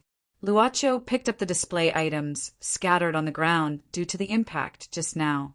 When he finally picked up the old red leather ball, Luaccio suddenly said, "If I don't have the super ability, will I become helpless and hesitant like ordinary people?" The leather ball finally returned to its original place. I've completely miscalculated. Long Shura had never felt that even walking was a burden. She had only walked less than 3 kilometers. Of course, it was not because she felt tired, but because she suffered a lot of strange gazes along the way. This damned set of clothes. She simply sat on the flour trough in front of a shop, lowering her head and biting the nail on her thumb. Her original idea was very simple. Instead of speculating the truth behind that shop from various aspects, it was better to use this opportunity to thoroughly test it. Kelowna Shinryu's special immortality gave her the ability to challenge any difficulty. Even if she couldn't defeat the enemy, she could at least use the secret technique to escape. If she directly probed the deepest part of this place, it was not a loss. Even if she could only see a little bit of the truth, she could at least find some countermeasures in the future. She couldn't let others see her appearance, especially Su Zijuan. Otherwise, she wouldn't be able to raise her head in this life. This pervert! She almost bit the nail on her thumb. She was so angry that she needed to vent her anger. She suddenly jumped up and started to destroy the flowers and plants in front of the shop. It was also very fierce. Suddenly, she felt someone put a hand on her shoulder and said, "Little girl, didn't your mother tell you that it's wrong to destroy flowers and plants?" Long Shura immediately frowned, since when she couldn't even find someone to put a hand on her shoulder. The appearance of this situation deepened her understanding of her current state. She couldn't help but frown and turn around. She saw a man in his early 30s, dressed in a suit and leather shoes, standing in front of her.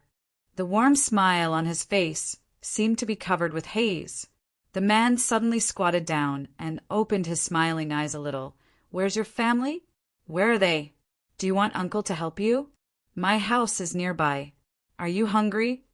Long Shura frowned again. Have you been watching me for a long time and found that no one came to find me?" The man was stunned, moved his mouth, and laughed. "Little girl, what are you talking about? Uncle is not a bad person. Do you like the cake in that shop?" Long Shirwa suddenly put on a smiling face and stepped forward, almost sticking to the man. "The back of my dress is torn. Can you help me fix it?" "Ah, I see, then it's difficult." The man's eyes revealed excitement, as if he was about to make a killing. "But there are many people here. Why don't we find a place and Uncle will take a good look at it?" "Okay." Long Shirwa smiled sweetly, but then she didn't say yeah, "But your sister." "Ah."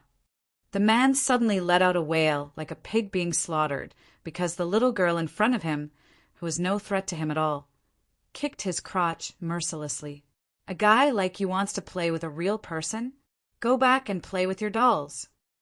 With that, Long Shirwa kicked him again, and then picked up her dress with both hands and left without saying anything before the onlookers came over. She felt that today was really a day full of misfortune, as if bad luck suddenly came, and once it started, there was no end. Long Shirwa thought that she couldn't go back to the pet hospital for the time being in this condition. If her situation was exposed, those fellows, who were already difficult to control, would immediately become unruly. But where should she go? Looking at the busy vehicles and busy mortals, the Shinryu from Kelowna felt helpless for the first time. Chapter 490. In the screening room of the magazine, Ren Xiling had watched the program on Sunday night for more than 10 times. It was only Wednesday. There were less than 4 days before the next episode. She also heard that the next episode would suddenly be upgraded. The construction of the flourishing Lotus Gymnasium was in full swing. But maybe I watched a fake program that night. It was Wednesday now. Since Monday until today, Ren Xiling, who was paranoid about things that she didn't understand, finally got such a result. She couldn't find it. She felt as if her soul was about to sink into it that night. But Ren Xiling didn't think that her feeling was fake that night. It was very strange. "Lizzie, can you stop eating potato chips?" "Sister Rin, I can recite the lines of this program. If I don't eat something, I will fall asleep," Lizzie sighed helplessly. If she had known that Ren Xiling would be so serious, she wouldn't have helped her get rid of that bewitching state. Yesterday, she couldn't stand it, so she couldn't help but help. Speaking of which, the confusion didn't seem to be particularly strong. She just didn't know how the new singer did it that night. Ren Xiling suddenly sighed. "It seems that we can't see the result anymore. We can only wait for the performance in the gymnasium 4 days later. Whether it's a dragon or a snake, it will show its true form eventually." Lizzie didn't have any opinion. There were some things that ordinary people couldn't understand. Of course, she didn't intend to intervene in this kind of thing. Last time, she almost lost her life because of meddling in other people's business. How could she not learn? Anyway, she just wanted to make sure that Ren Xiling was normal. At this time, Ren Xiling's phone suddenly rang. Ren Xiling rubbed her eyebrows, yawning and answering the phone. "Old Ma, what's the matter? Can you reimburse me for the tip-off fee?" Ma Howd on the other side of the phone gave a start and said after a pause, "Don't talk about these hurtful things first. Let me ask you, did you get any useful information from the headless corpse that we found last time?" "Headless?" Ren Xiling was stunned, then slapped her forehead and said, "Damn, I actually forgot about this. Did I meet a fake Ren Xiling? Why didn't you look for clues? Oh my God." God knows how incredulous Sir Ma's expression was right now. "What's wrong? Is this case very difficult?" Ren Xiling couldn't find the contradiction in the singer's program, so she thought it might be a good thing to think about something else and take a break. So she said, "Look at you, you're in such a hurry." Ma Howd said, "It's nothing. It's just that I don't have any leads on the case. So I asked you out of curiosity." He still didn't intend to tell Ren Xiling about the case of the gymnasium. Since even Ren Xiling didn't know about it, It meant that the investor behind the gymnasium project had been working all the time and blocked all the news from spreading out. This kind of power that could block the dissemination of news from local TV stations, official newspapers, and websites was too powerful. Considering Ren Xiling's fearless character, Ma Hao directly chose to hide it from her. "Oh, I see." Ren Xiling nodded. "Then I'll help you. Don't hang up first. Let's talk about the tip-off fee first. What's that sound over there? It sounds like blacksmithing. Are you at the construction site or in the factory? Hello." Lizzie looked at Ren Xiling curiously. Ren Xiling shrugged and threw the phone on the table. She stretched herself and said, "No, I haven't been out for 3 days. I have to go out. Lizzie, let's go out, shall we?" "Where are we going?" Ren Xiling thought for a while and suddenly narrowed her eyes. "Let's go to the wedding dress shop." Lizzie was surprised. "What are we going to do there?" Ren Xiling smiled mysteriously. "Of course, we need to know about the current market. I'm good at calculating, hee. She felt that Sister Ren was going to do something big, but Lizzie always felt that Sister Ren would definitely mess it up. She shrugged and turned the heatwave potato chip bag over. She tossed it a few times and poured the last bit of chips into her mouth, wiping it clean. Delicious food should not be wasted. Boss Luo's footsteps suddenly stopped. The attentive servant girl naturally noticed it and stopped her steps. Usually, this situation indicated that her master needed something, or suddenly thought of something, or felt something. "Master, what's the matter?" Luoqiu quickly shook her head and then looked around. A trace of doubt flashed through her eyes. "Is the wind here a bit noisy?" "Here." Yi looked around and smiled. "The gymnasium is in the suburbs. There are old houses nearby. There are few tall buildings, and it's relatively empty. Naturally, there's more wind." Luoqiu smiled. "Actually, it's nothing. I just suddenly have a bad feeling." But the servant girl obviously cared about it and frowned instantly. Luoqiu then said, "But I don't think it's something harmful. It's like a prank. Maybe it's just a joke. I don't care." But Yi knew that the club's master's hunch was always very accurate. It seemed that she needed to pay more attention to the surrounding situation. Feeling that Yi was still vigilant, Luoqiu stretched out his finger and touched the servant girl's eyebrows to wipe away the frown. Then he said again, "I don't care." After saying that, Luoqiu turned his sight to an open space in front of him. Some huge cement pipes were piled up on one side of the open space.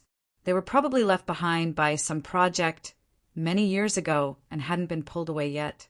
Inside those pipes were cheese and iron whistle. Of course, there were also Xiao Jiang and Nini. Xiao Jiang, Nini, and Cheese suddenly didn't go to school. Of course, Xiao Jiang and Nini knew the reason why Cheese didn't go to school, so they could only come here immediately after school. "Cheese, is there still no news about Juefeng?"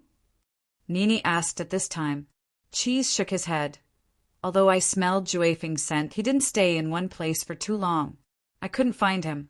But he's still moving. At least it proves that he's still safe." Thinking of the scene where Juefeng's shoulder was pierced by Iron Whistle's tail, Nini shrunk her neck subconsciously and glanced at Iron Whistle, who was lying motionlessly. Although she knew that Iron Whistle was protecting Cheese at that time, she was still shocked.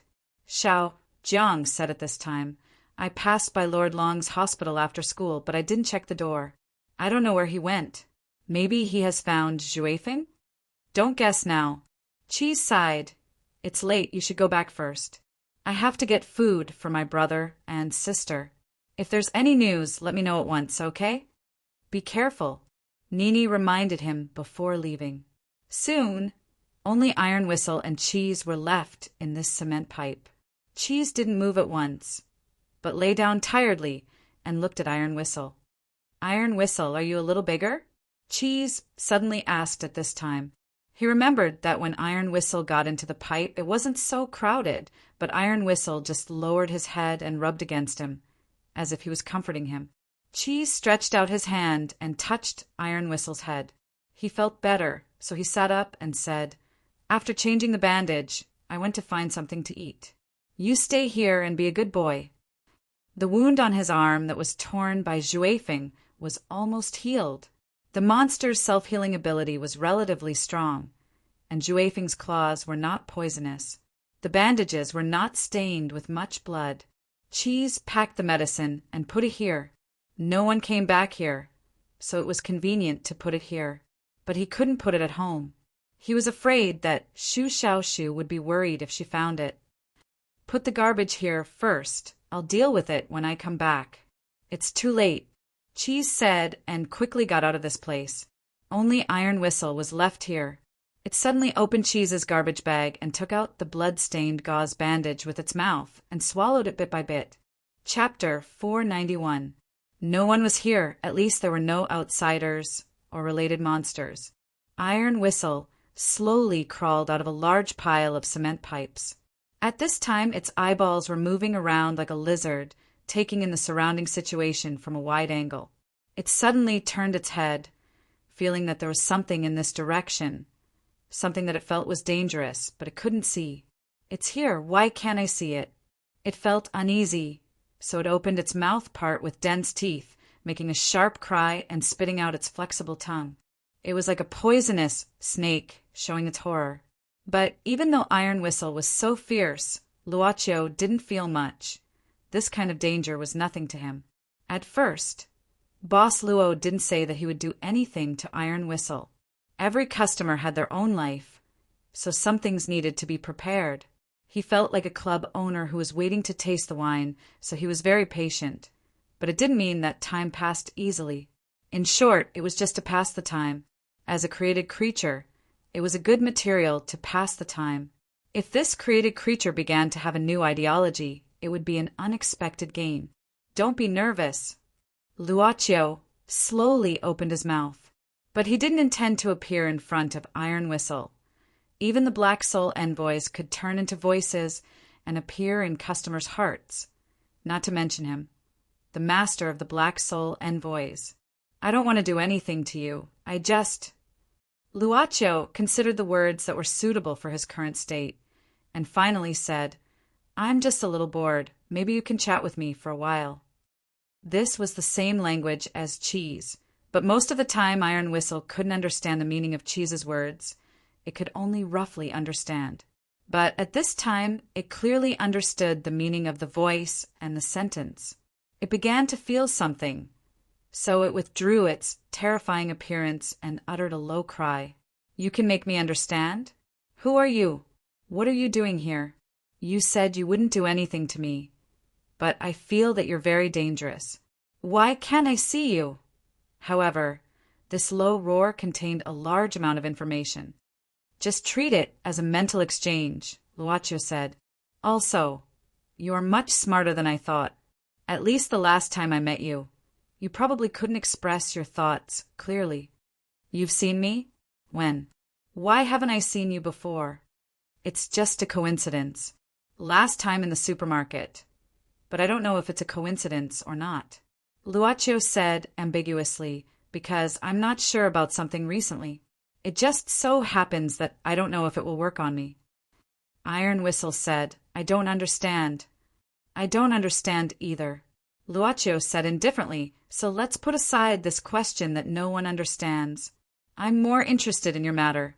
Can you tell me why you like to stay with Cheese so much?" "I don't know." Iron Whistle shook his head. He didn't know if it was because of a voice that he could communicate with. "I want to eat him. I really want to eat him. But I can't open my mouth every time. Something is obstructing me." Luocio nodded. He suddenly felt that Iron Whistle was a good individual, not because of its motive, but because of its frankness. Probably because it hadn't learned how to hide. Luocio felt that this kind of communication started to become interesting. "So, do you think it's good or bad?" "Not good," Iron Whistle said directly. "Why?" Boss's words could guide Iron Whistle's thinking. Iron Whistle was silent for a while. It should be thinking, but soon it got the answer. "Uncomfortable. I don't know how to say it. It's just uncomfortable." "Is it pain?" Luocio asked. "What is pain?" Iron Whistle asked. Boss Luo suddenly snapped his fingers. Iron Whistle's hard skin cracked, and light green liquid flowed out. This made Iron Whistle cry out in pain. But the wound was healed immediately. Luaccio said, "This is the most direct manifestation of pain." Of course, pain doesn't always appear on the body, but sometimes on the mind. The pain on the surface and the pain on the inside. For humans, the pain on the body can't be compared with the pain on the inside. The pain on the inside can make humans sad. Iron Whistle was scared again.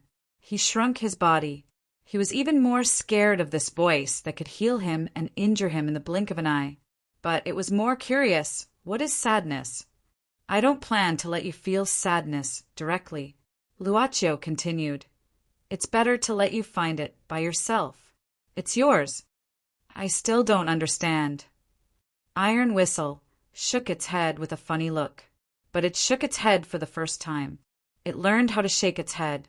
The learning speed was very fast, even incredible, because it still couldn't see the voice. There are many things I don't understand. Luaccio suddenly said, no one can understand everything.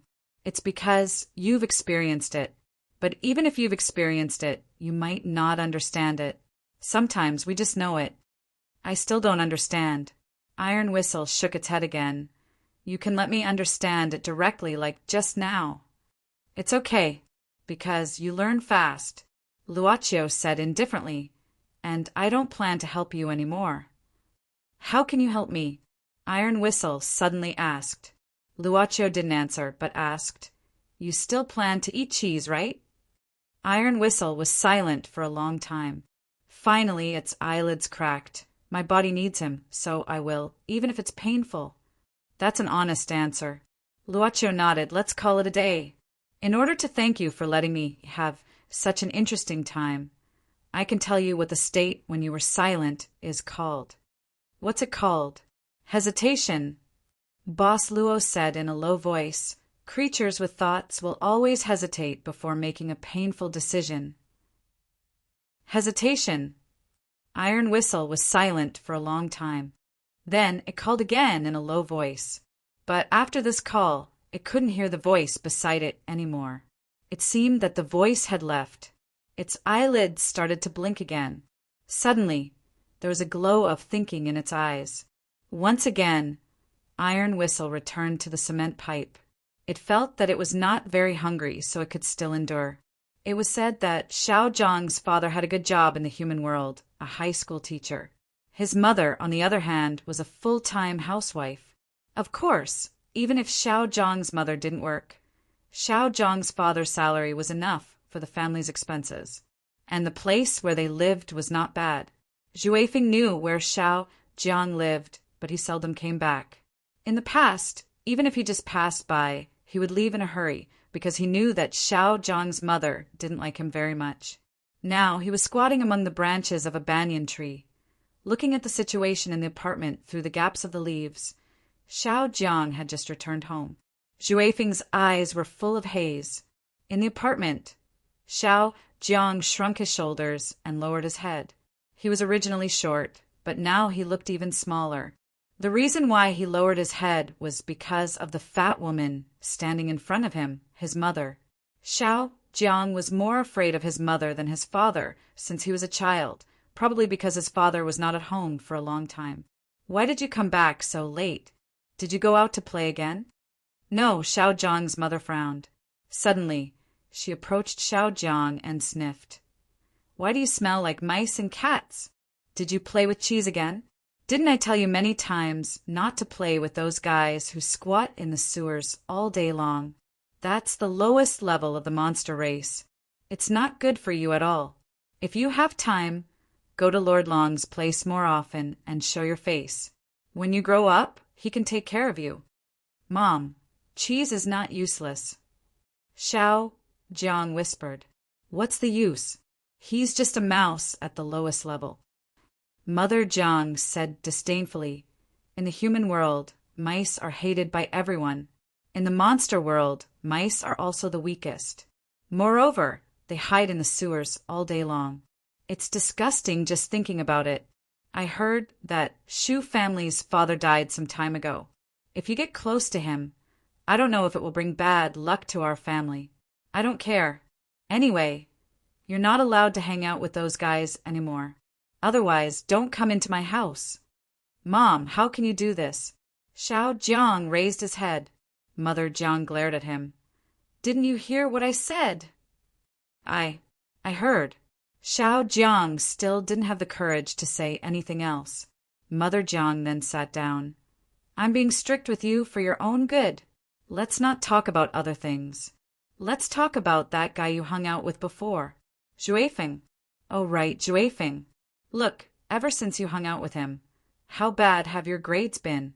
Let me ask you, have you hung out with this guy recently? No. Xiao Jiang shook his head. I won't hang out with him anymore. It was the first time Mother Jiang saw Xiao Jiang so obedient. She immediately beamed with joy. That's right. Son, it's great that you made such a decision. You know that too, right? That Zhuifeng's background is unknown. He's wild, has no parents, no upbringing, and is naughty by nature. This kind of character will cause trouble sooner or later and implicate you. Mom, I don't want to talk about Zhuifeng. Xiao Jiang shook his head. I'm a little tired. Can I go back to my room and rest first? Go ahead. Wait, take out all your homework and let me see. Xiao Jiang had no choice but to open his school bag and take out all his homework. He suddenly found that one of his homework was missing. Maybe I left it at school. I'll go back and get it. Xiao Jiang saw his mother's impatient expression and immediately said. He even hurriedly opened the door and left. Xiao Jiang kicked an empty soda can on the street rather irritably, but he didn't kick it into the trash can. He frowned and became even more unhappy. It's not at school. Where did it fall? Xiao Jiang couldn't help but frown. He remembered that after school, he rushed to Cheese's place to wait for him after finishing half of his homework. But because Cheese had to take care of his sister-in-law, he had to wait for a while. Don't tell me you left it somewhere? Xiao Jiang sighed. He felt that things were not going well these days. He thought that if there was no Zhuifeng's matter, things wouldn't have turned out like this. He walked quickly to the open space. Cheese! Cheese, are you there? Cheese? Did I leave my homework here? Cheese isn't here? Xiao Jiang simply walked in by himself. Anyway, he had been here many times. Sure enough, it fell here.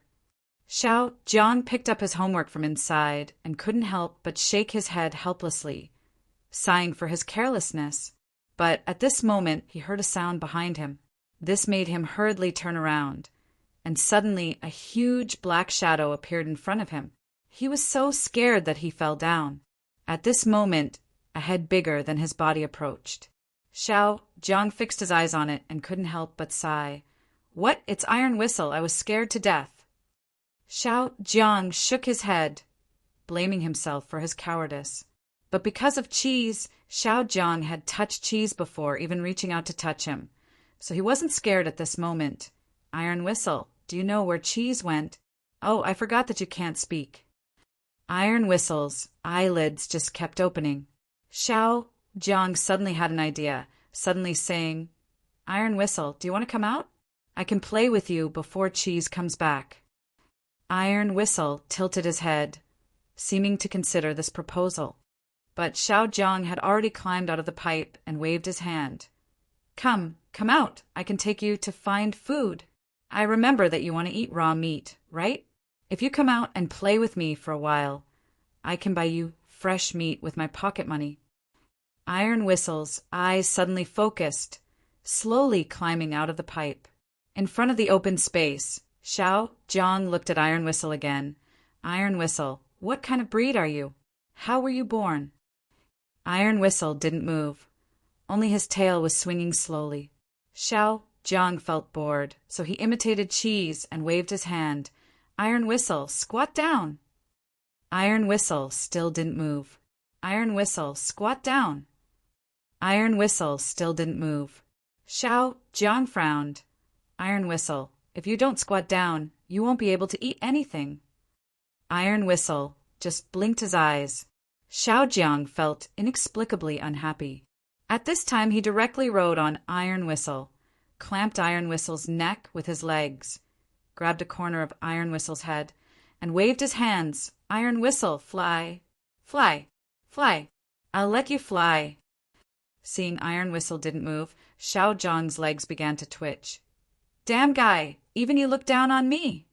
He suddenly slapped Iron Whistle's head with all his might. Iron Whistle's tail shot out like lightning, penetrating Xiaojiang's abdomen from behind. Ah. Chapter 492. This kind of pain came too suddenly for Xiaojiang. He reacted a little. First, he was shocked, because he never thought that such a thing would happen to him. Why? He was the second generation of a monster. His father was a monster, his mother was a monster, and his ancestors were all monsters. Since he was a child, his father proudly told him the nonsense after drinking. What did he say? Of course, he said that no one in our family had ever died a violent death, because the monsters in our family all had very long lives. Xiaojiang never doubted his father's words. Last winter, before the new year, the family went back to their hometown and met an elder. He had a youthful face and white hair. He was in high spirits and wore a big red coat. It was his great-grandfather. As long as they didn't die a violent death, their lives were very long.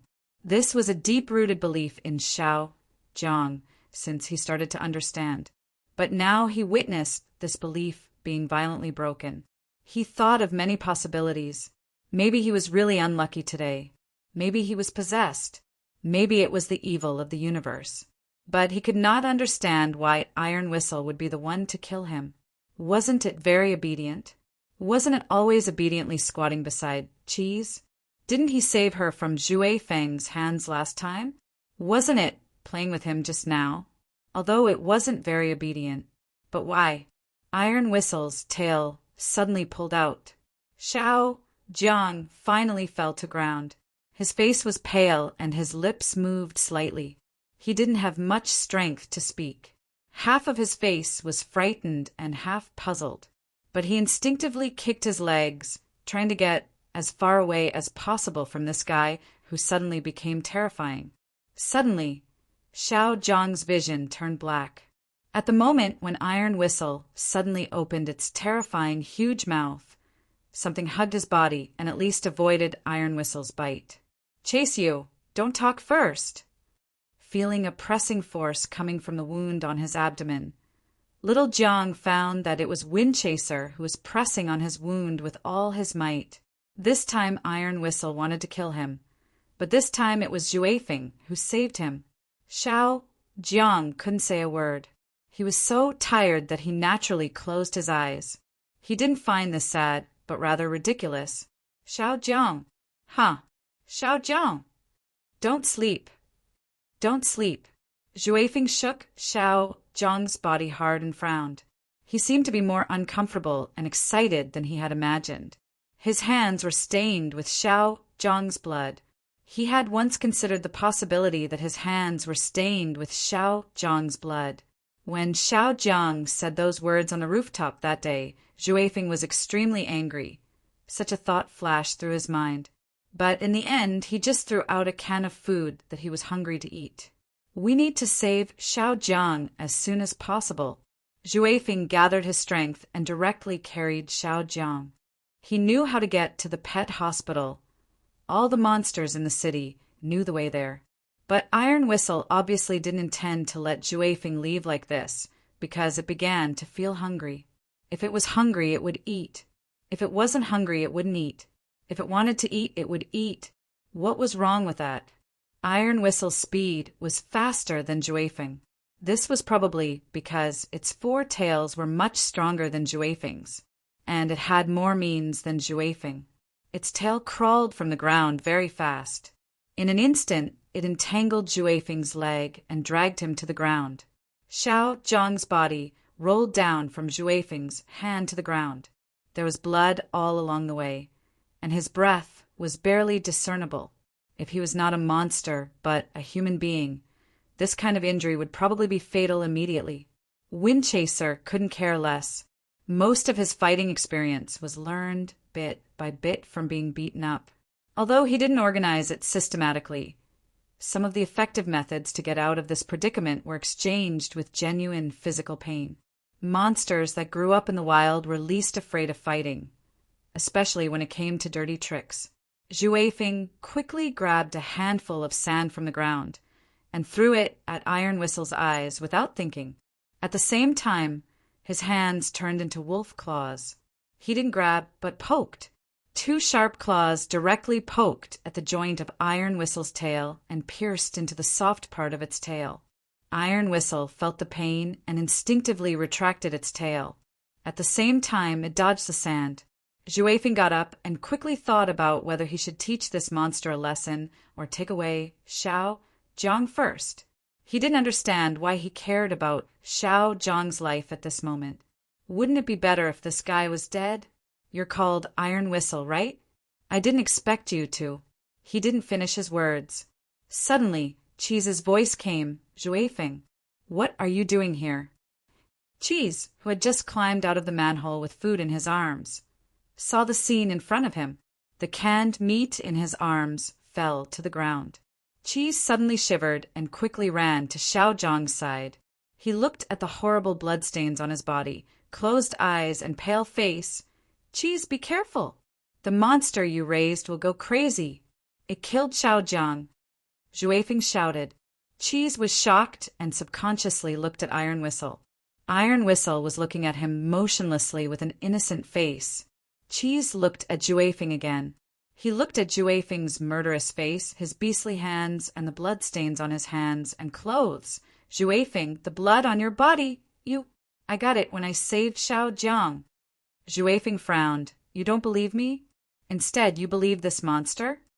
Iron Whistle is not a monster. Cheese looked gloomy.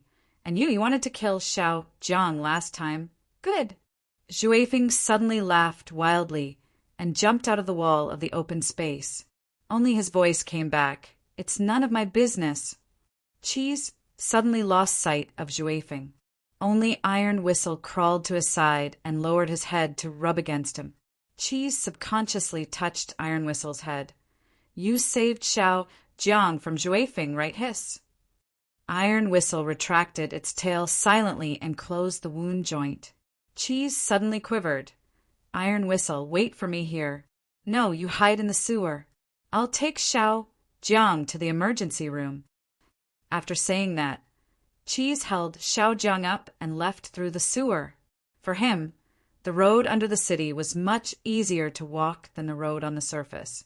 Damn it! Long Shira directly tore an ancient book in her hand. This ancient book was probably a valuable cultural relic in the outside world, and it was probably a rare treasure in the world of cultivation in the godly land. Now, it was directly torn into 2 halves. Many ancient books on the floor had the same fate, because they didn't give the Shinryu of Kelowna what she wanted, the way to recover herself. In fact, not much time had passed, but for Long Shira, even 1 second was unbearable. In the underground secret room of the pet hospital, the true dragon of the godly land had been thinking about how to find a way since she came back and closed the door of the hospital. She hadn't taken off her low dress. Suddenly, a knocking sound came from above. Long Shira frowned. It was so late. Who had come to find her? After becoming like this, she had lost all her monster power, and her hearing and vision were no different from that of ordinary people. Everything became inconvenient for her. She became more agitated, but still trotted all the way up. When she reached the back door, she had to stand on tiptoe to barely reach the door. Lord Long, are you there? Lord Long, Lord Long, are you there? Please save Xiao Jiang, he's dying. Lord Long, damn it, he chose this time. At the door, looking at the anxious Cheese and Xiao Jiang, who was held by Cheese. Long Shirua frowned when she saw the blood on Xiao Jiang's body. Lord Long, are you really not there? Cheese had to knock on the door again, but after 2 knocks, the door was pushed open by him. Cheese looked happy, saying excitedly, Lord Long, you're still there. The door began to open, but there was no light inside. It was dark inside, and only a hoarse voice came. "Bring him in, but remember, don't turn on the light, or I won't save anyone." Yes, yes. Cheese didn't care so much, and hurriedly brought Xiao Jiang in from back door. Xiao was often pregnant, so he came here many times with his mother, so he knew the structure of this place very well. Even if he didn't turn on the light, it wouldn't cause too much inconvenience. "Lord Long, why is your voice?" I'm a little uncomfortable, don't ask." "Cough. Take Xiao Jiang to the operation room first. Don't be stunned. Let's go." Hearing such angry words, Cheese suddenly trembled. He didn't dare to waste time, and hurriedly took Xiao Jiang to the operation room. Then he walked out of the operation room according to Long Shirua's order. The door of the operation room was suddenly closed, but the light inside could be seen from the small crack of the door. Cheese was relieved at this time. Since he had been sent to Long Shirua, Xiao Jiang's life should be saved. But he didn't know why Long Shirua was so strange this time. A little uncomfortable? Could the Shinryu of Kelowna also get sick? Is it menstruation? Cheese, who was young but mature, soon remembered that when his mother wasn't pregnant, she always had menstruation for a few days every month. Who knew what Long Shirua, who was busy moving a stool in the operation room, would feel if she knew Cheese's thoughts at this time? She was in a dilemma at this time. The Shinryu of Kelowna had lost all her monster power, so she couldn't use many methods to treat monsters. If she only relied on those drugs and medical equipment. Damn it! Stop shaking! Chapter 493. In the operation room, Long Shirua was sweating profusely. The strong light even made her feel dazzled, making it difficult for her to concentrate. Fortunately, there was a perfect set of equipment specially made for the treatment of demons, as well as a large amount of medicine that had been concocted in the past. But she had never thought that it would be so difficult to operate on a monster. It felt like when she was young. She used all her strength and staggered step by step. In the end, she was exhausted to meet the requirements of the previous generation's true dragon training. After a long time, Long Shirua sat down on the cold floor, leaning against the operation table, gasping for breath. That's all I can do." Long Shirua couldn't help but smile bitterly. If it was a day ago, Xiao Jiang wouldn't recover immediately, but at least he would wake up the next day. But now, she could only barely save Xiao Jiang's life. In a word, Xiao Jiang hadn't passed the critical period. She even had to face the most helpless result like those famous human doctors. Even if she tried her best, she could only tell the patient's family that it was up to his own will to survive. "Have I ever been so incompetent?" she suddenly asked herself. "What kind of Shinryu is this Shinryu who guards Kelowna? What kind of Shinryu is this?" When the light on the door of the operation room went out, Cheese's face couldn't help but tighten. The treatment time was so long that he couldn't believe it. It was almost dawn outside. It had been a whole night. Lord Long, Lord Long? But the door didn't open for a long time. Cheese could only ask urgently. "Don't make noise. I can hear you. Xiao Jiang hasn't died yet, but if you make noise again, he may die immediately. Let him have a good rest." "Sorry, I'm too nervous." Cheese hurriedly covered his mouth, afraid to make any sound. But there was still a door between them. "Let me ask you, what's the matter with Xiao Jiang's injury? Who did it?" Long Shirua suddenly asked in a low voice. Of course, it was still a very hoarse voice. It's... Cheese hesitated for a while and finally sighed. "It's Xuefeng." "Xuefeng?" Long Shirua suddenly frowned again. "Tell me the whole story, don't hide anything. Listen, you have to explain every single detail, clearly." Cheese didn't dare to hide anything this time, and said subconsciously, "During the day, Xiao Jiang, Nini, and I went to the place to discuss Xuefeng. Later, Xiao Jiang and Nini, I went to look for food. It didn't take long for me to return. However, when I came back, I saw Xiao Jiang lying on the ground, and Xuefeng's hands were full of blood. Who else was there at that time besides you?" "And Iron Whistle." Cheese said, subconsciously, but he suddenly regretted. Intuition told him that it was not a good thing to let Long Shua know about Iron Whistle. Iron Whistle? Who is it? Long Shua asked suspiciously. Iron Whistle is a pet I recently adopted. Cheese said, quickly. A pet? A pet would naturally not be able to injure Xiaojiang, who is the second generation of monsters, to such an extent. Long Shua kept silent for a while in the operation room. That is to say, you didn't see Zhuifeng do it with your own eyes. I didn't. Cheese also admitted this. But Zhuifeng wanted to attack Xiaojiang before. Once. You've already seen him before? Didn't you tell me? Long Shirua asked in a low voice. Cheese lowered his head. I thought I could have a good talk with him, but I didn't expect. Well, let's not talk about this now. Long Shirua felt extremely tired. Her body couldn't bear such physical exertion, and she was also mentally tired. She almost couldn't keep her eyelids open. You go back first. I'll take care of Xiaojiang here. If there's nothing else, don't come here to disturb me these 2 days. But Xiaojiang, he can leave after he recovers. Do you think I'll waste food to keep him? Okay, I see. Cheese had to nod. Wait, help me send something to the Elysium world and give it to Chi-Chi Kamaya. Long Shirua suddenly stopped Cheese and ordered. It was the first time that Cheese came to this place, the Elysium world that only monsters could come to. The gloomy gatekeeper, Ghost Baby, stared at him. If he didn't have Lord Long's letter, he didn't know what this guy who always played with a knife would do to him.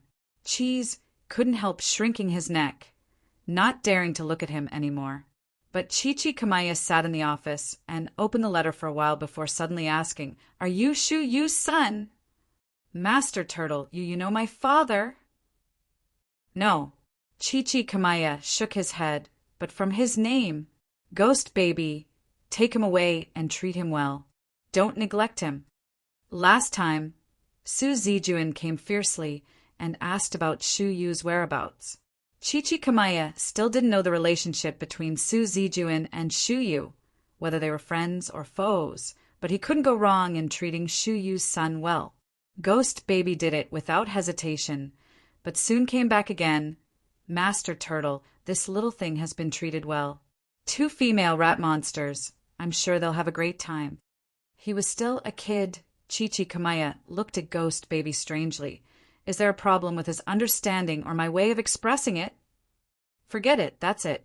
But Chi-Chi Kamaya was also a lazy species and he had something to deal with, so he shook his head and said, This is Lord Long's order. Listen to it and then arrange it quickly. Yes, Master Turtle. Chi-Chi Kamaya said formally, You go and issue a wanted order. Let our people hunt down an underage Aardwolf monster named Zhuifeng. But remember not to leak the news. It must be done secretly and quickly. Don't kill him, just catch him. Also, this matter, don't let Sun Shaoxing know.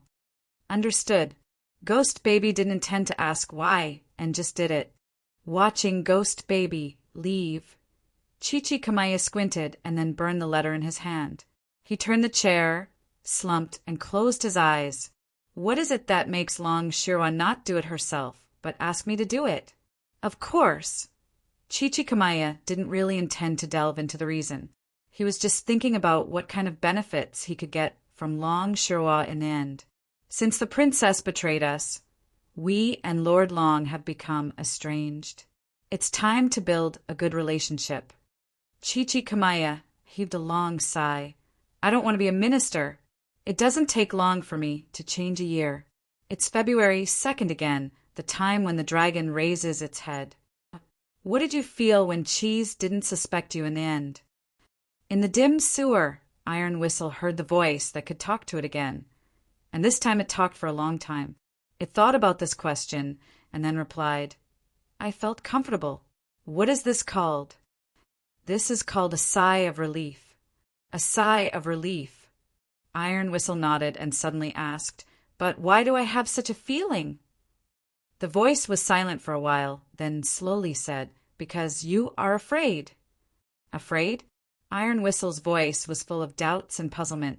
Why would I be afraid? You have to think about it yourself.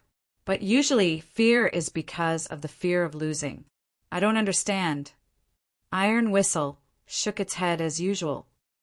Do you regret attacking Xiaojiang? No. Why? I'm hungry. You'll still eat cheese, right? Yes. I feel that if I don't eat it now, it will be the best time to eat it when I can't stand it anymore. The sounds in this place had disappeared. Iron Whistle began to get used to the sound coming and going, so it didn't stay for long. Since I didn't eat Xiaojiang, let's eat something else. Chapter 494. In the middle of the night, a few monsters were shuttling through the corners of the city. They were ordered to catch a young monster named Zhuifeng alive. To deal with a young monster, they could just use an adult monster. But the number of adult monsters that were dispatched was far more than these few. In the city, there were also several small teams that were working. This little guy runs pretty fast, but it's a pity that he's still too young. You wait in front and drive him into a dead end. Master Tortoise said that we want him alive, but he didn't say that we can't hurt him. The meaning was clear. It didn't matter if they used violence when necessary, but they really didn't want to kill him. But for Zhuifeng, who was being chased, he didn't feel this. He just felt scared now. Those who were chasing him were not enemies of his age or younger. It was not something that could be solved by a street fight. But to this day, he still didn't understand why he had suddenly become a wanted man. Zhuifeng thought of many possibilities. Logically speaking, he didn't do anything bad. The only thing he could think of was the incident with Xiaojiang. But he wasn't sure. Although Xiaojiang's family had lived for a long time and knew many monsters, he shouldn't be able to mobilize these guys. Don't run, little guy. Surrender and come back with me to see Master Tortoise. A black shadow suddenly appeared in front, blocking Wind-Chasing Wolf's path. He immediately turned around, but found that the road behind him was also blocked. He raised his head and saw a black shadow moving under the eaves. There was no way to escape. Master Tortoise. Is it Master Chichikamaya? Zhuifeng frowned. He was scared, but not to the extent that he couldn't think. He asked directly without stopping, Why does that master want to see me? You don't have to care about that. Anyway, we were told to take you to him, so you better not run. You're still young, and we don't want to do anything to you. Who knows what will happen if I follow you? Zhuifeng was angry and gritted his teeth. If you don't make it clear, I won't submit to you. Naturally violent, the black shadow in front of him shook his head. If you don't know how to judge the situation, you won't be able to achieve great things. If we really wanted to hurt you, there would be plenty of opportunities along the way. Don't you know that? Just do it. Don't waste your breath on him. 3 black shadows flew towards Zhuifeng at the same time, facing the siege of 3 adult demons. Zhuifeng was unable to hold on for more than 10 seconds before he was ruthlessly pressed to the ground. Let me go. Let go of me. I'll kill you. He struggled madly on the ground, but what greeted him was a fist that made him see stars. Then his consciousness went blank and he fainted. Isn't that a little too harsh? An adult, Yao, frowned and said, He's too noisy. That fellow is simply too wild, and his eyes are filled with violence and hatred. Shaking his head, the monster continued, Tell Lord Tortoise that we have successfully captured the target. We'll be heading back right away. Zhuifeng was awakened by some slight vibrations. Of course, the moment he woke up, he could also hear some banging sounds like the sound of subwoofers. In front of him was a huge and empty stone room. On his left and right, there are 3 demons in total, standing in 2 rows. These demons were not only adults, but each of them was emitting a powerful demon energy fluctuation that scared Zhuifeng. However, there was an old guy sitting in front of him with a crutch in his hand. It was Chichikamaya. Beside Chichikamaya stood the expressionless ghost baby. Zhuifeng wanted to get up, but found that his hands were shackled behind his back, and his feet were also shackled. What is this? Why did you bring me here? Facing Zhuefeng's roar when he woke up, Chichikamaya waved his hand and ordered the demons to leave, leaving only Ghost Baby. Chichikamaya said indifferently, Zhuefeng, this is the name you changed yourself, right? Your origin is unknown. I heard that you were abandoned when you were young. You are Chichikamaya, that old tortoise from the Pure Lands? As expected, you're naughty and mischievous. Chichikamaya said indifferently, with your character, I'm afraid you won't be able to survive in the era when the demon race is still flourishing. Don't you know your situation? It's just a life anyway. Zhuefeng snorted. Kill me if you can. I'll be a hero again after 18 years.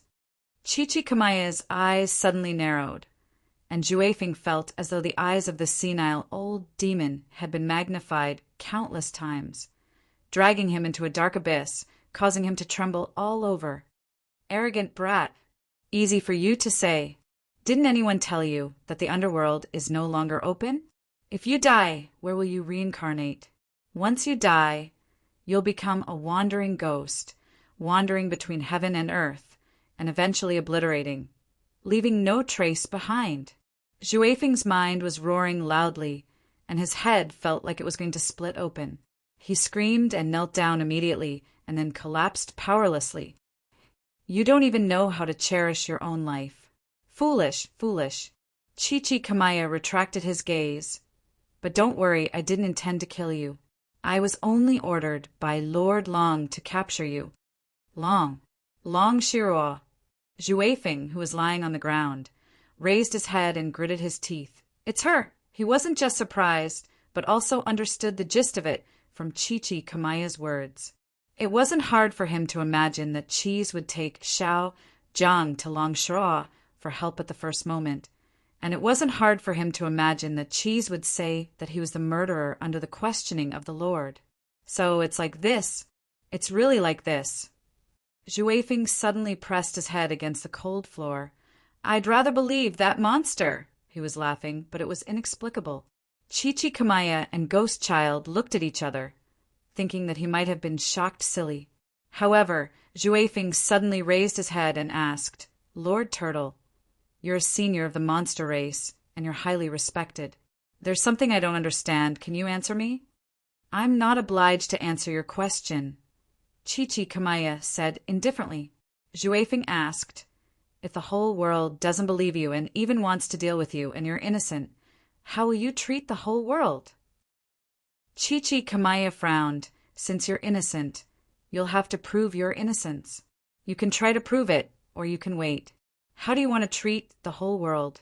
Moreover, why can't the whole world believe you? Isn't it your problem? Zhuefeng gritted his teeth and stood up. His eyes were red. I only ask you, how will you treat the whole world? Chichikamaya frowned and Ghost Child stepped forward. Lord Ghost, this guy is going crazy. I knew it when he opened his eyes. I don't know why this guy has such a strong, evil spirit in his heart. Chichikamaya shook his head. I don't know what he's been through. Ghost Child, knock him out and send him to Lord Long. She didn't want him to go crazy. Sigh, why are young guys so extreme? Ghost Child never took pity on worldly things. He simply walked over and patted on Zhuefeng's forehead. This strength was enough to make him lose consciousness. Ghost Child simply carried Zhuefeng directly on his shoulder and left in front of Chichikamaya without looking back. He only said, I'll be back soon, carrying Zhuefeng out of the abandoned industrial park where the Elysium Bar was located. Ghost Child looked up at the night sky. It's a full moon. I have to come back quickly. This was because for many demons, a full moon was a time when it was difficult to arouse their hidden wildness. Especially some monsters in the bar who were stimulated by alcohol, they would usually make trouble. But Sun Shaosheng liked to make trouble. He said he wanted to use it to decorate the rotten monsters. Therefore, Ghost Child usually had to be busy for a night in a month. Ghost Child glanced at Zhuefeng on his shoulder indifferently. No wonder he went crazy just now. He probably borrowed the characteristics of the full moon night. Moreover, the wolf monster was more sensitive to the full moon than the strange monsters. But at this time, Zhuefeng's body suddenly moved on Ghost Child's shoulder. Ghost Child was stunned. He didn't feel that he didn't do it at the right time. Instead, he was surprised that this little guy could wake up so quickly. Ghost Child threw Zhuefeng down. The first thing this guy planned to do when he woke up was to bite his neck. After landing, Zhuefeng's whole body lay on the ground. He looked like a vicious dog that was about to pounce. His eyes were blood red, and a lot of saliva began to spread on his sharp teeth. You completely went crazy? That's fast.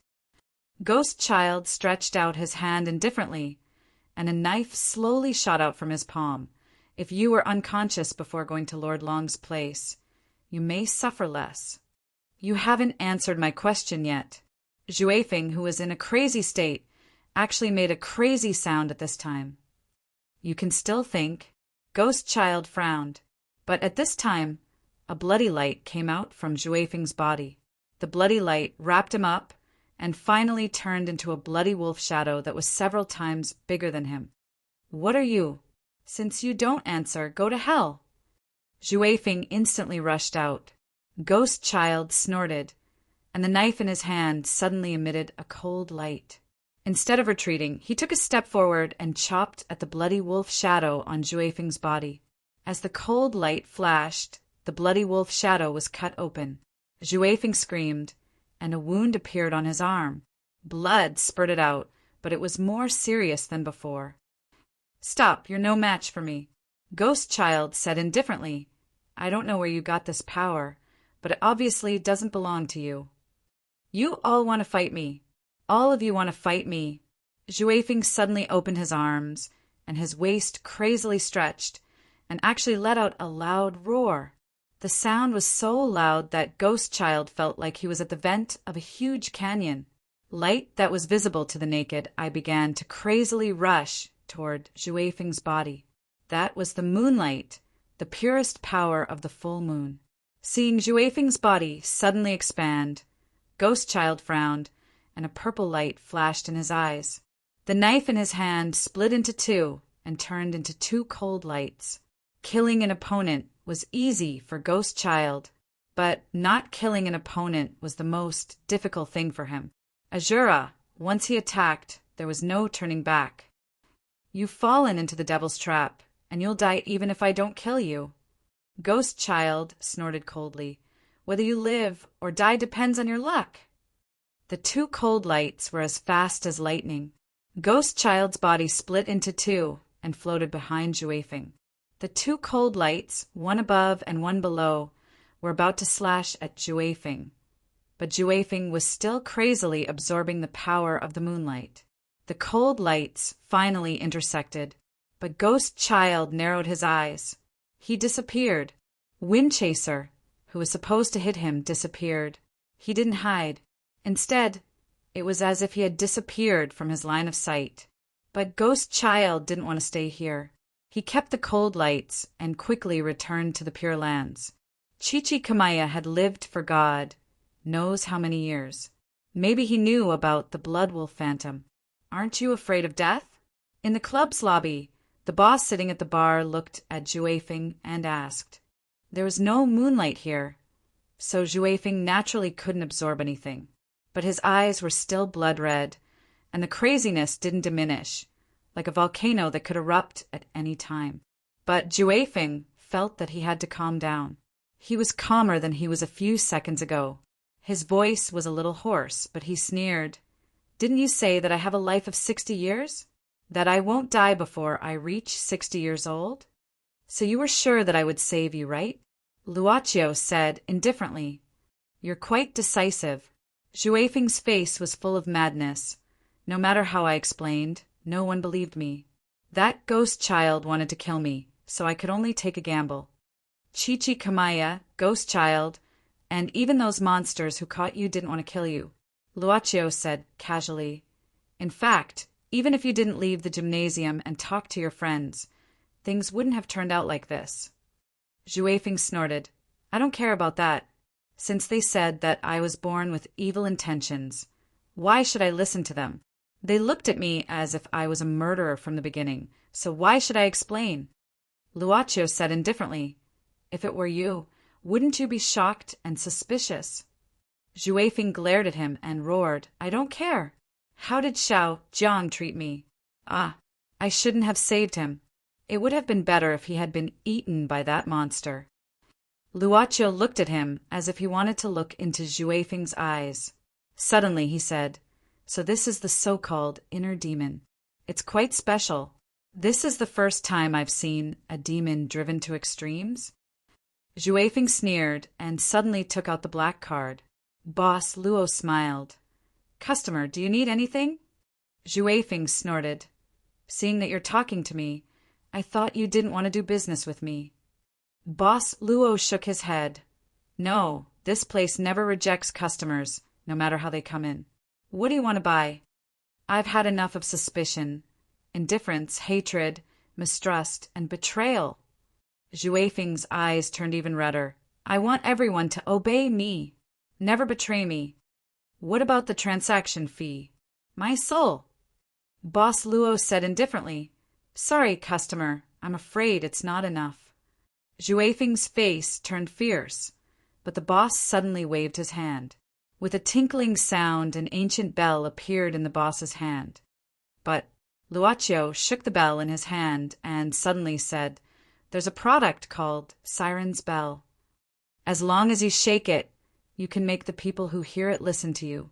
But it can only work on those who are weaker than you and can only control 81 individuals. Customer, are you interested? Chapter 495. Is it really a huge shadow of a bloody wolf? Chichi Kamaya frowned. This was a specially dug space under the Elysium bar. Of course, it was not a special base, but at least it could prevent most of the uninvited monsters. That's right.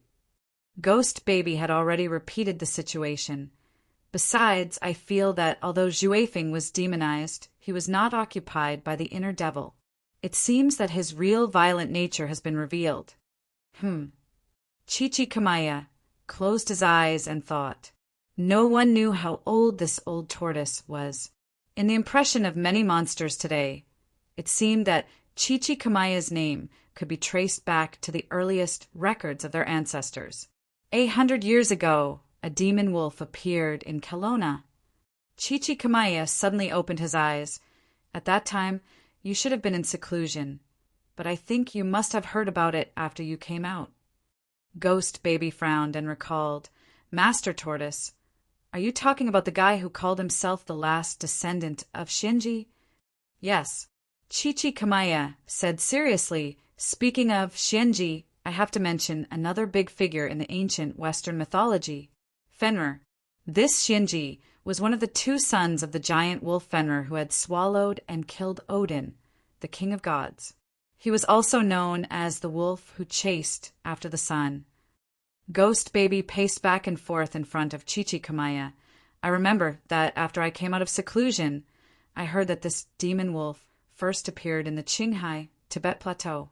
As soon as it appeared, it slaughtered several powerful monsters and was in the limelight for a while.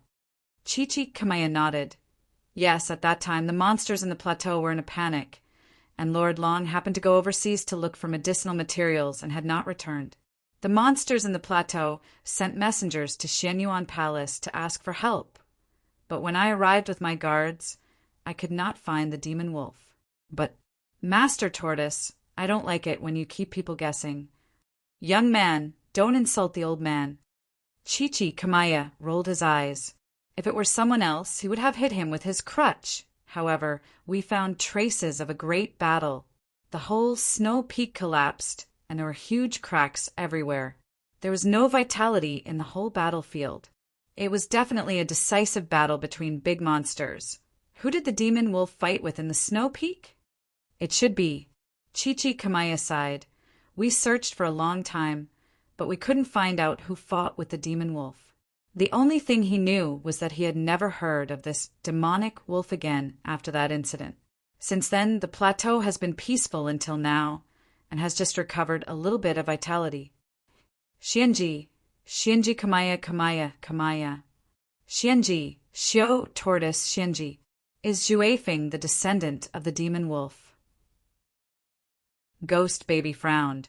But isn't his original form an ordinary hyena? I don't understand. Chichikamaya suddenly stood up. I think I have to visit Lord Long in person and explain this. Ghost baby, prepare the car for me. A black BMW 7 Series was parked in front of the pet hospital. As for the car door, there was a person wearing a leather jacket full of nails and smoky makeup. The person was a punk. The passers-by all avoided him, for fear of being blinded by the punk's aristocratic aura, because this aristocrat looked at the closed door of the pet hospital from time to time, looking very impatient.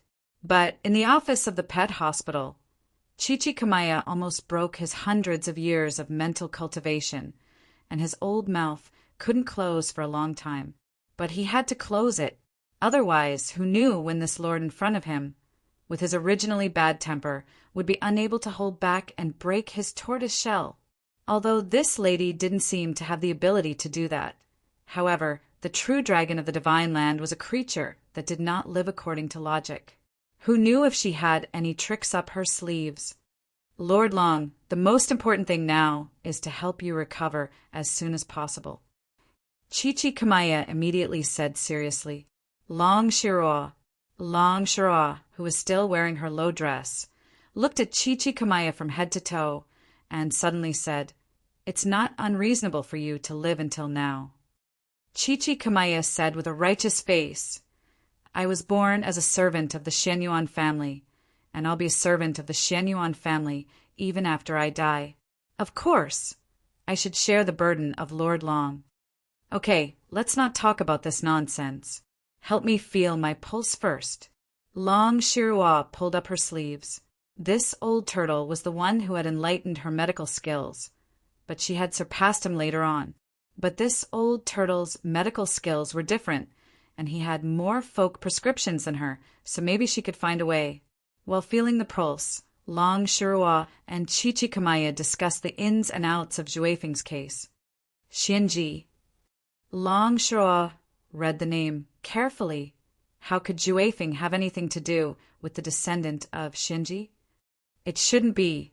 I've already checked his original body before he came here, so it's impossible. But at this moment, she suddenly stopped talking. The series of blows in the past few days made her begin to doubt herself. Even if Windchaser obtained the power of Shinji, it was not impossible. The thing in Juefeng's hand at that time was the most powerful proof. Until now, Long Shirua had to admit one thing. That place, that boss, had almost omnipotent power. Why would there be such an unreasonable thing in the world that went against the natural law? Lord Long? Lord Long? Chichikamaya called in a low voice. Looking at Long Shirua suddenly lost in thought. This old turtle felt that things were more serious. Nothing. I just suddenly thought of something. Long Shirua shook her head. What? Do you see something? Chichikamaya stroked his beard and pondered for a while, then said, Lord Long, there's nothing wrong with your body now. Instead, you're very healthy. However, this health is only in the category of human beings. He carefully looked at Long Shirua's expression and said carefully, I can't even detect anything like seals, poisons, or strange forces. It's really strange, really strange. Lord Long, can you tell me how you got this injury? Even you can't detect it. Long Shirua's eyes flashed with disappointment, but she didn't want other monsters to be involved with that place too much. Even she, the Kelowna Shinryu, suffered such a big loss. Other monsters. Forget it. This may not be the worst situation. Long Shirua shook her head and said, If it's the worst situation, I think I should know how to recover. On your side, remember not to disclose my current situation. Especially don't let Sun Shaoxing know. This guy is a troublemaker. I know, don't worry, my lord. Chichikamaya nodded. Long Shirua thought for a while and said, Help me do a few things now. Please tell me, my lord. Chichikamaya quickly stood up. The opportunity to do a favor is here. It's a once-in-a-lifetime opportunity. The more, the better. First, about Juefeng's matter. You have to put your heart into it. Long Shirua said seriously, If he becomes a demon, it is a threat to both humans and monsters. We must capture him as soon as possible. I don't want to cause panic in the human world. This world can't afford much turmoil. I understand. Second, there is still a patient lying in the operating room. You go and take a look. Your treatment is easier than mine. I'll go in a while. Long Shirua nodded and finally turned around. She looked at the ceiling and said, Third, you go and bring me some clothes. I can't go out now. Kelowna's Shinryu was taken back and sadly found that even Luo Dance's clothes were several sizes too big for her at this time. The size of the little butterfly was unexpectedly big. Why didn't he notice it before? Clothes? Chichi Kamaya was stunned and then suddenly understood. He quickly nodded and said, I'll go now, my lord. Please wait for a moment. Chichi Kamaya walked out of the side door of the pet hospital with his hands behind his back. Then Ghost Baby hurriedly came up to him. Master Tortoise, what does Lord Long mean? Chichi Kamaya suddenly raised his hand and said, Well, I'll tell you later. Help me to buy some little girls' clothes first. Little girls' clothes? Ghost Baby gave a start, but didn't ask more. He nodded and said, What kind of clothes do you want? Well, Chichi Kamaya thought for a while and then used the most fashionable mobile phone to search for some pictures. Probably this type. Lolita? Okay, I see. Ghost Baby nodded. Chapter 496. I didn't expect that. Xiao Jiang is now. Only Nini and Cheese were left at the place where they used to meet each other. Nini listened to Cheese's words with concern. Cheese tossed a freshly bought raw fish to Iron Whistle, shaking his head. It should be fine. Lord Long said that Xiao Jiang will come out when he can get out of bed.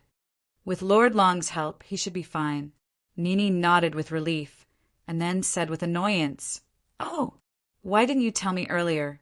Otherwise, I would have gone to check on Lord Long when I passed by. Cheese said, Lord Long seems to have something to do, so he doesn't want to be disturbed. Oh, Nini said and then said, Really? No wonder I saw a car parked in front of the hospital when I passed by, and Master Ghost Baby was leaning against it. I was so scared that I ran away. Cheese didn't mention the letter to Chichi Kamaya, but said, Nini, you'd better not go out alone. Be careful, I'm a little worried. Nini smiled. What's wrong? Are you worried that Zhuifeng will hurt me? Cheese, are you worried about me? Ah, don't lean so close. Milk shrank his neck. It tickles. Don't worry. Haven't you heard that cats have 9 lives? Besides, Nini still leaned forward, almost touching Cheese's shoulder. Hey, Cheese, when did you get hurt on your neck? There's a red spot here. Here. Cheese was stunned. Some excessively stimulating scenes flashed in his mind, and then he couldn't help but recall the pink memories that suffocated him with perfume. Cheese suddenly quivered, blushing. Didn't I tell you not to get so close? Okay, it's late. You should go back. I have to go back and take care of my brother and sister. With that, Zhuifeng pushed Nini out of the cement pipe. By the way, Cheese. Before Nini left, she suddenly turned around, but her eyes didn't look at Cheese's face. Are you free this weekend? I mean tonight. What's wrong? Cheese was stunned and asked confusedly. Nini took out a ticket from her pocket. Blinking her eyes, Let's go to the concert. This is the ticket my dad gave me. The one in the gymnasium. Cheese looked at the entrance ticket that Nini gave him and scratched his head. How did your father get the entrance ticket to the human world? Nini said, My dad runs a website. I heard him murmur something like, It seems that all the haters are invited. Anyway, I don't understand. But my dad doesn't like to go out. So he gave it to me, saying it's up to me to go. Cheese still scratched his head, but I'm not interested in such things in the human world. But seeing Nini's disappointed face, Cheese immediately changed his mind. But so many things have happened recently, just go. Take it as a change of mood. But I'm not sure if I can spare time that night, my family. Nini put on a smiling face. It's okay. I can wait for you to finish your work at home. 8 p.m. at the usual place of the gymnasium. Be there or be square. Cheese nodded, but at this moment, like a dragonfly skimming the water, Nini kissed his face quickly. When he reacted, this little cat demon had nimbly turned over the wall. Cheese stared at the place where Nini disappeared. He felt that this kiss was totally different from the kisses of those big sisters in the Elysium world yesterday. Thump, thump, thump, the sound of heartbeat. Be there or be square. Cheese lay on the ground, not knowing what was going on in his mind, but feeling inexplicably happy. Beside him, Iron Whistle's tail slowly climbed onto his body, gently curling around his neck. Cheese patted it lightly, saying subconsciously, "Iron Whistle, don't play, I'm thinking about something." Iron Whistle released its tail, lowering its head to swallow the raw fish that Cheese hadn't finished feeding. Finally, it lay beside Cheese, narrowing its eyes. Cats and mice seemed to be mortal enemies, right? No matter if it was nature or a cartoon called Cat and Mouse that he often watched when he was a child, it seemed to be the truth. But why? Why didn't he feel that Cheese didn't hate him? On the contrary, every day he hoped that he could. Nini suddenly felt a slight warmth on her face. Even though she was sensitive as a cat, she almost slipped down from the wall. But after all, she was not a common stray cat, but a cat demon, so she finally landed safely. "Oh, that was close, so close," Nini giggled, taking out the admission ticket in her hand, holding it high with both hands, looking at it with a silly smile. There were only a few days left on Sunday night. "You seem to be very happy." At this moment, a familiar voice sounded to Nini. Nini's pores opened abruptly, looking towards the direction of the voice, exclaiming subconsciously, "Juefeng, it's you." A black shadow flashed by.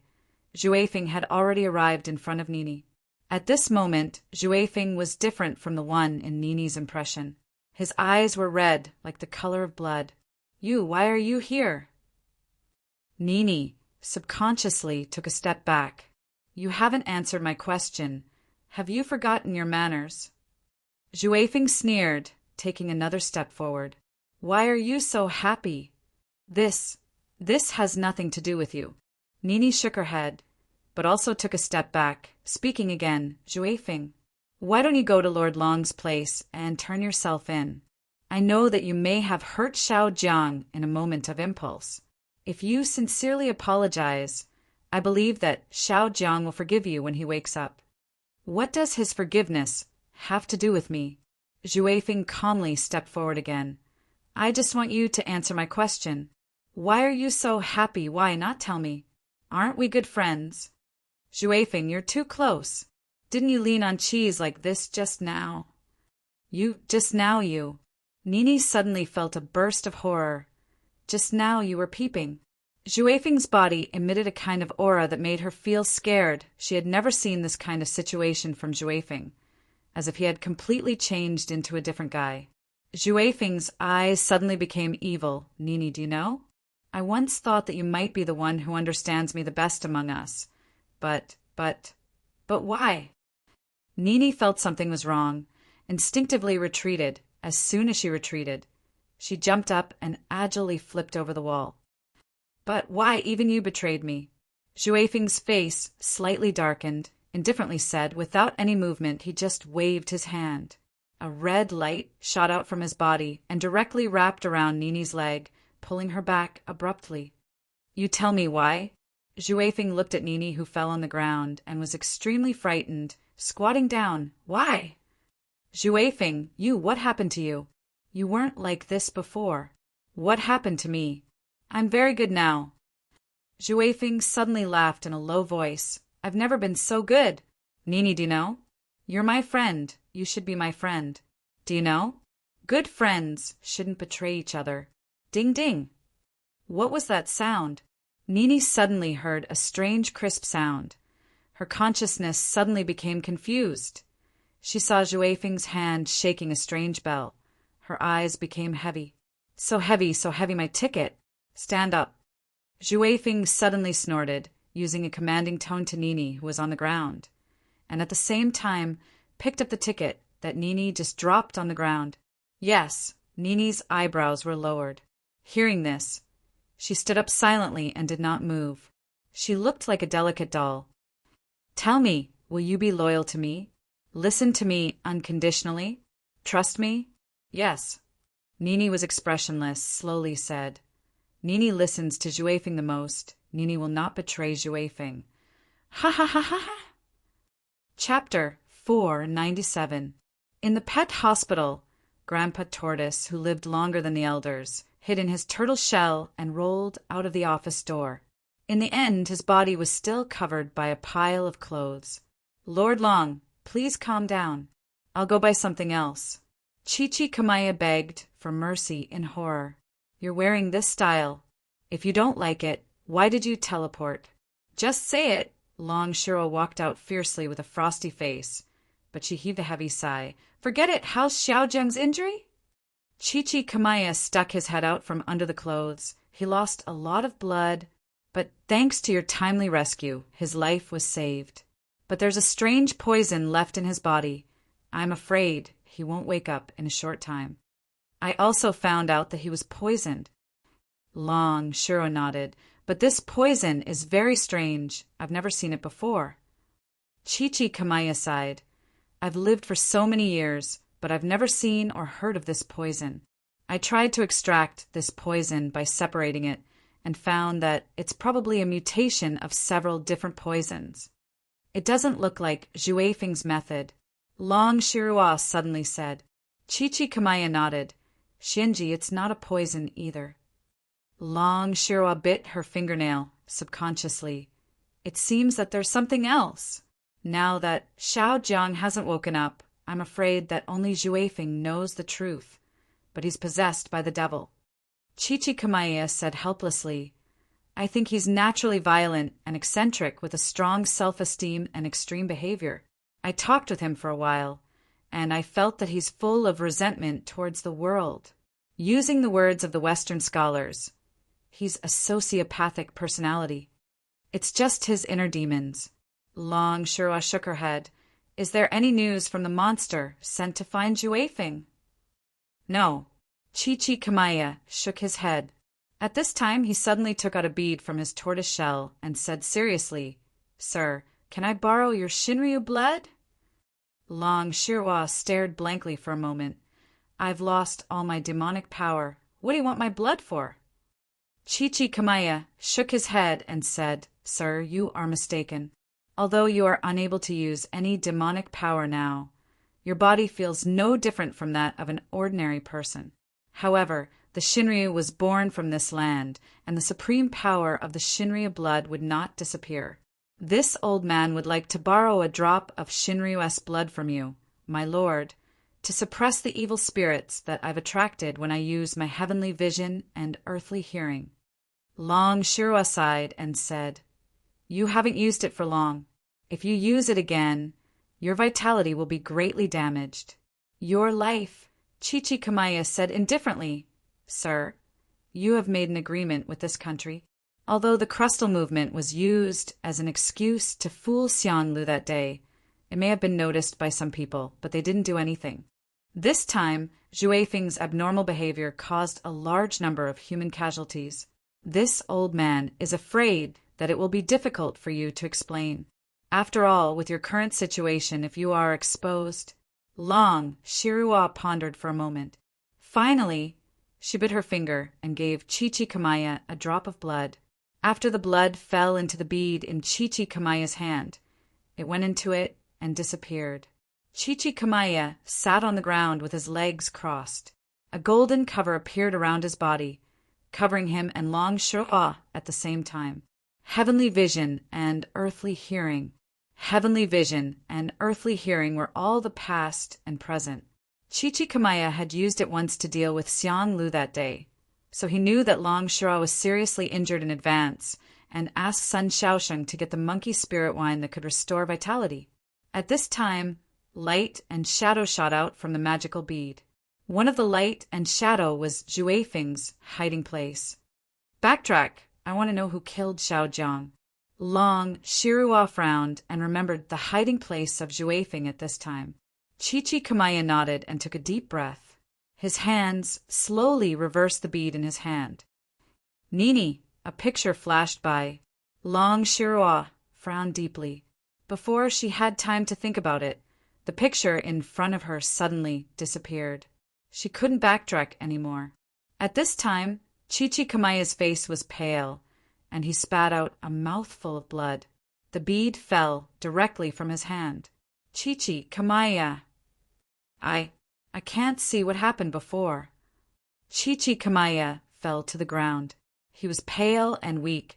There is something that blocks the hearing of heaven and earth. I seemed to see the abyss. Chichi Kamaya's head directly hit the ground, and he was motionless.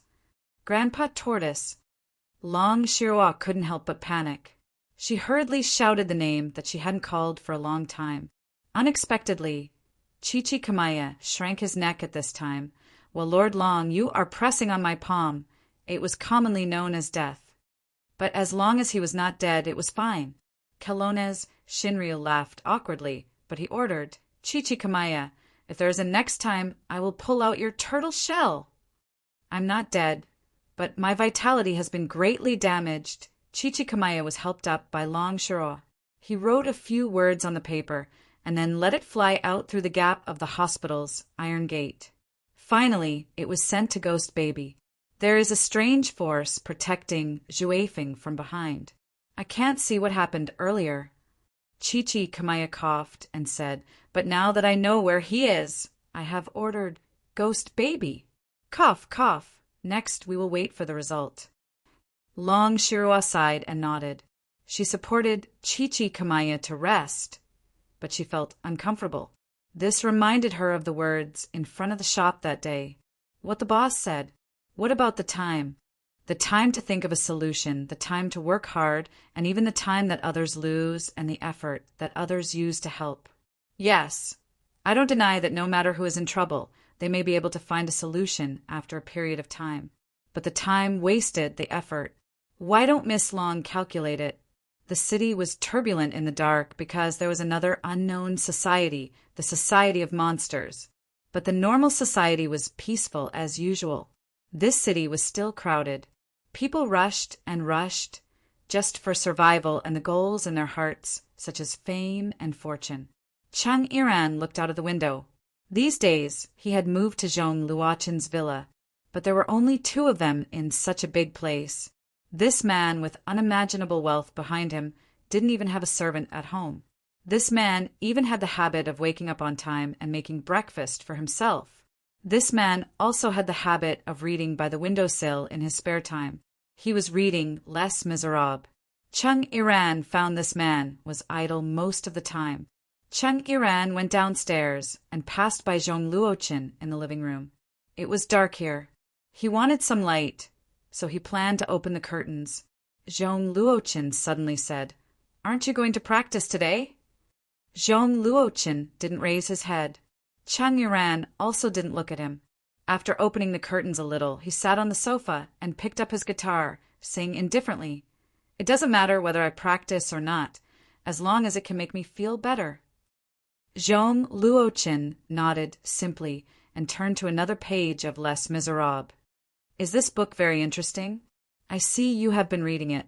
Chung Iran couldn't find a topic to talk about, so he looked at Zhong Luochen and asked casually.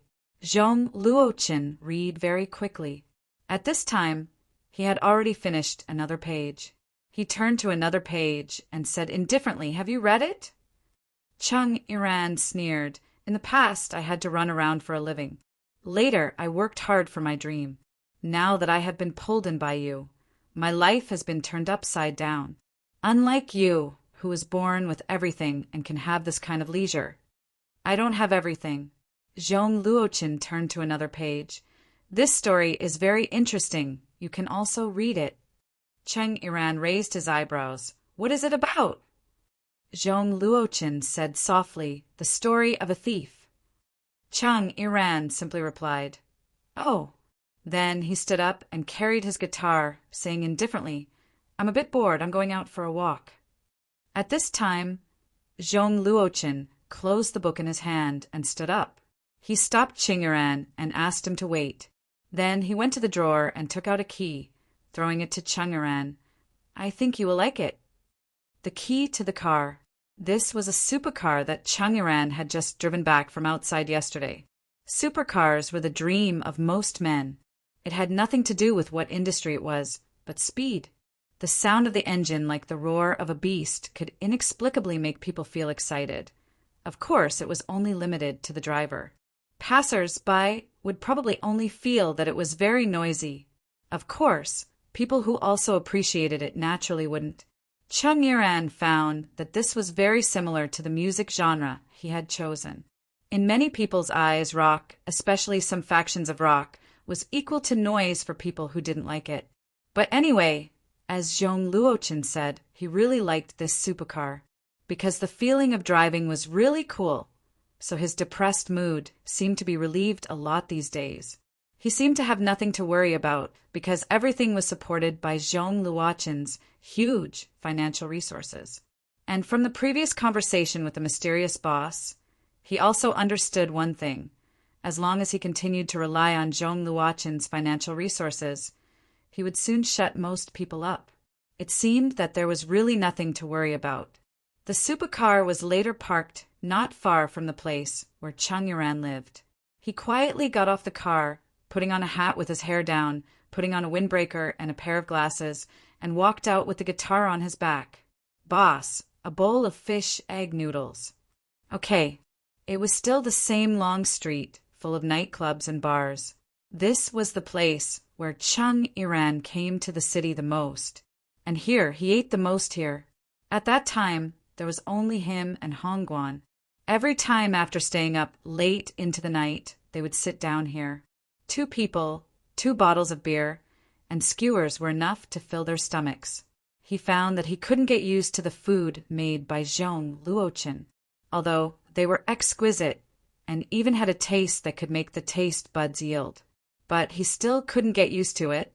He just couldn't get used to it for no reason. Maybe that place was too quiet, but it was still in the afternoon. The nightclubs and bars on the long street hadn't opened yet. The whole street was quite deserted. Moreover, it wasn't time to eat. Sitting on the opposite table were a few little boys, the kind of students who skipped school early and came out to play. At this time, they were only talking about some problems with games. "Here, the fish egg noodles you ordered. Have I seen you before?" The boss who sent the bowl of noodles frowned at this moment. "Really?" Chung Iran took a pair of disposable chopsticks and opened them, stirring the sauce in the bowl with the chopsticks, saying, "It's not surprising that you've seen him before. Boss, you set up a stall here every day, so you must have seen more people than me." Perhaps the boss was too idle at this time. Seeing that there was someone he could chat with, he pulled out a small stool in front of the table and sat down. "Alas! I like what you said. Uncle, I've seen a lot of people here. Men and women. Rich and poor, infatuated and heartless, prostitutes and prostitutes, a lot of them. That's good." Chung Iran smiled. "It must be very interesting." "Of course." Uncle hummed. "I, Yu Danqiang, have been selling fish eggs here for so many years, through ups and downs. What strange things haven't I encountered?" "Really?" Chung Iran ate the noodles, having nothing to do. "How strange." Yu Danqiang patted the table. "Let's not talk about others. Do you know Chung Iran?" "Is he very famous?" "Tsk. You look like a musician with this thing on your back. But you actually know who Chung Iran is." Yu Danqiang clicked his tongue. "He's the most popular person in the city right now. You really don't know." "Do you know him?" Chung Iran laughed. Yu Danqiang said, "I know him, but he doesn't. But let me tell you, this Chung Iran might be the one who ate the fish balls at my place. Tsk, that guy, before he became famous. I heard that he was just hanging around here." Chung Iran didn't like the words hanging around. At this time, he quietly ate the noodles and didn't respond. Yu Danqiang suddenly said, "Alas, have I really seen you somewhere before? You look a bit like..." "Like what?" Chung Iran frowned. Yu Danqiang leaned forward, stared for a while, and said, "I think I met a guy one night." "Really?" Chung Iran lowered his head and ate the noodles. Yu Danqiang recalled, That night I made a fortune. A guy gave me his waiter. Look, it's similar to the one you're carrying. He said it was some booger or shell poop. Alas, anyway, I said I didn't want it anymore. I couldn't do it anymore. Guess what? Let me tell you, as soon as that guy left, another weird guy came and said that he bought the Northern Military Force. That guy is also a weird guy. I offered him a low price, but he didn't want it and insisted that I offer him a high price. TSK, I really don't understand the world of the rich. Do you still remember the appearance of the guy who bought it? Chung Iran suddenly asked. Yu Danqiang stared blankly, frowned and thought for a while, and said, I think so. What did he look like? That's strange. Uncle's memory isn't for show. I can't remember. I'm full. Chung Iran suddenly dropped the chopsticks and wrote a number on the bill. Boss, if you meet the guy who bought the best next time, call me. I'll let you make another fortune. That's easy. Yu Danqiang happily flicked the 10 yuan bill with the phone number, but the customer had already stood up and left. He suddenly paused, patted his head, and said, Hey, wait. Did you ask me about this before? Before? At this time, a passerby suddenly exclaimed, Isn't that Chung Iran? It's really Chung Iran. Seeing several people suddenly chasing after that guy, Yu Danqiang patted his head again, feeling that he might have missed one. CK. If I knew it was a big star, I would have charged 20 yuan a bowl. Chapter 498. The girl was eating the fried chicken with relish. Looking at the girl with a row of pierced ears and purple hair who was eating happily, Chung Iran had a helpless expression. This girl was really a person who would do whatever she thought of. At 3:30 in the morning, she said that she wanted to eat fried chicken. So she pulled him up and drove to a place more than 20 kilometers away in the dark. Don't look so bitter. At most, I'll feed you a bite. Xiao Meng handed the half-eaten drumstick in her hand to Chung Iran. Stop fooling around. I'm driving. Chung Iran shouted helplessly. Xiao Meng laughed and threw the drumstick into the paper tube. Then she suddenly unfastened the seat belt on the passenger seat. Chung Iran was shocked. Before he could ask the girl what she wanted to do, she had already opened the sunroof of the car and half of her body went up. Stop fooling around. It's dangerous. Xiao Meng stretched out her hand and gently pressed it on Chung Iran's lips, indicating for him to stop arguing. I'm flying. Xiao Meng faced the wind and opened her hands. The cold wind at night made her face pale, but her ears were red. However, she said excitedly, Did you see that? I'm flying. It's too dangerous. Come down. Chung Iran said loudly. Chung Iran, I like you. What? It was too sudden. He was shocked. His consciousness seemed to have been pulled away. It was like a dream. The time on the road in front of him seemed to have stopped. He seemed to be unable to hear anything. However, he saw an unusually dazzling light coming from Xiao Meng's body. But in fact, it was the light of a large truck coming towards him, and the roar of a huge horn. Chung Iran stepped on the accelerator and twisted the steering wheel. The car and the truck brushed past each other in an extremely dangerous situation. It's too dangerous.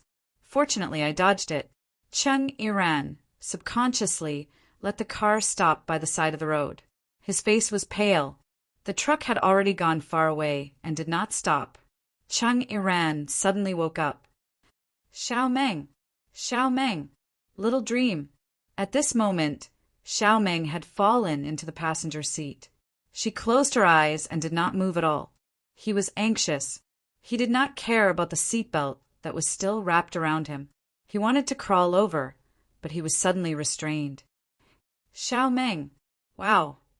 At this time, the girl in the passenger seat suddenly opened her eyes, bared her fangs and brandished her claws, and laughed loudly, completing a prank. He was extremely angry. He frowned and was about to scold her, but the girl beside him crawled over, held his face with both hands, and kissed him hard on the lips. This kiss was very long as the sky. Bang! On the main road, the expensive supercar seemed to have lost control at this time and suddenly turned to the fire hydrant on the pedestrian walkway. He saw that the young man in the driver's seat had lost consciousness at this time, and his face was full of blood. Ambulance! Call an ambulance!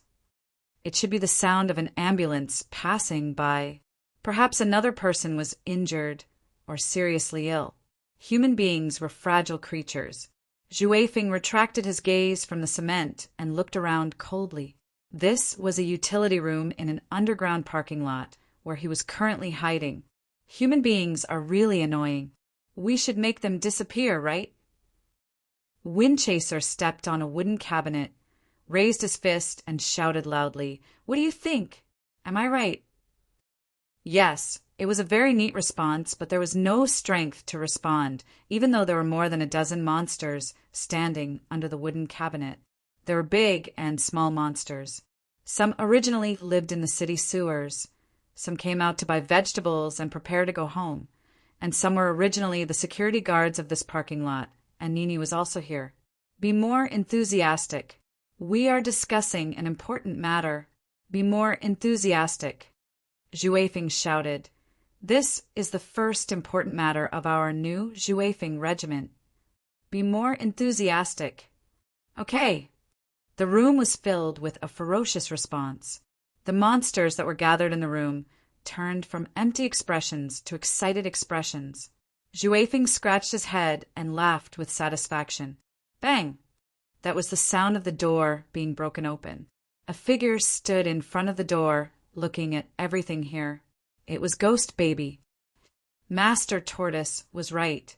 You are here. Ghost Baby suddenly frowned, looking at the monsters in the room and Zhu Feng standing on the cabinet. You look more demonic. What did you do to these guys? Not only some strange monsters, but also some small monsters, and even a guy that Ghost Baby knew.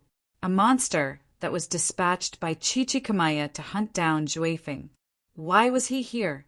In this short period of time, Ghost Baby found that something unusual might have happened to Zhu Feng. I heard that Chichikamaya is a master of heaven and earth. It seems that he is quite capable to find me so quickly. Zhu Feng jumped down calmly. He waved his hand, and the monsters in front of him retreated, making a path between him and Ghost Baby. You're controlling them? Ghost Child had already noticed something, and his expression turned serious. Zhu Feng opened his hand and said, Control? I don't know what you're talking about, but I know that they are my most loyal companions who will only be good to me and listen to me. Unlike you, who will only use your own methods to ask for my help. You are incurable. Ghost Baby snorted and let go of his hand, and a cold light flashed in his palm. Surrender and follow me back to see Lord Long otherwise. You might not be able to survive this time. No, you can't kill me. Zhu Feng sneered, and the huge shadow of the blood wolf loomed on his body. Ghost Baby squinted his eyes and waved his finger, and the cold light was faster than before.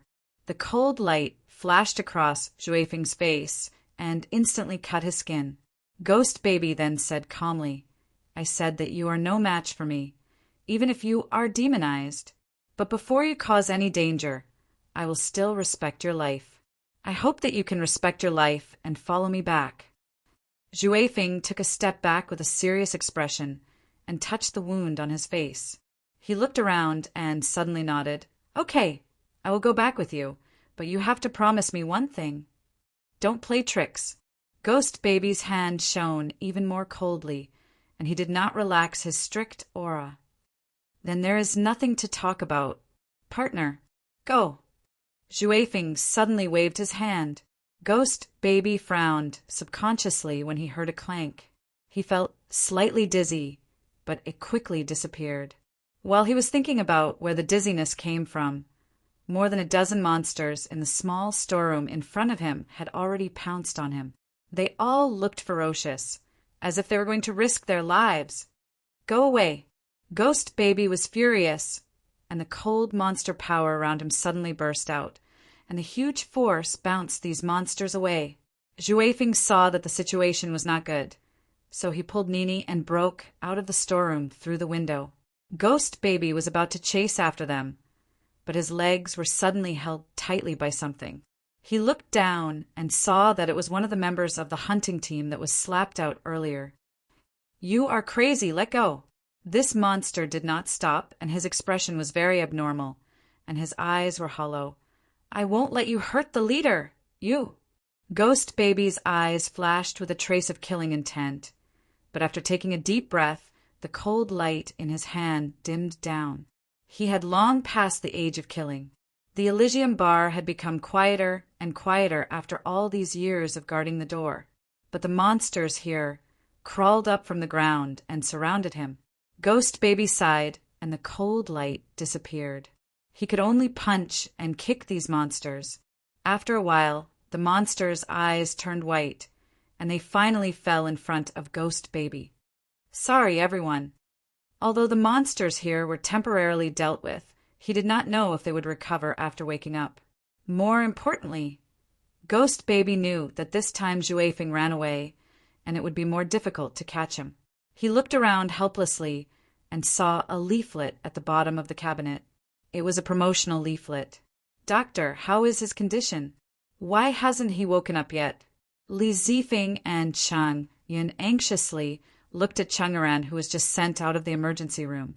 Looking at the bandage on his left hand and forehead, they asked at the same time. "The car's safety performance is very high.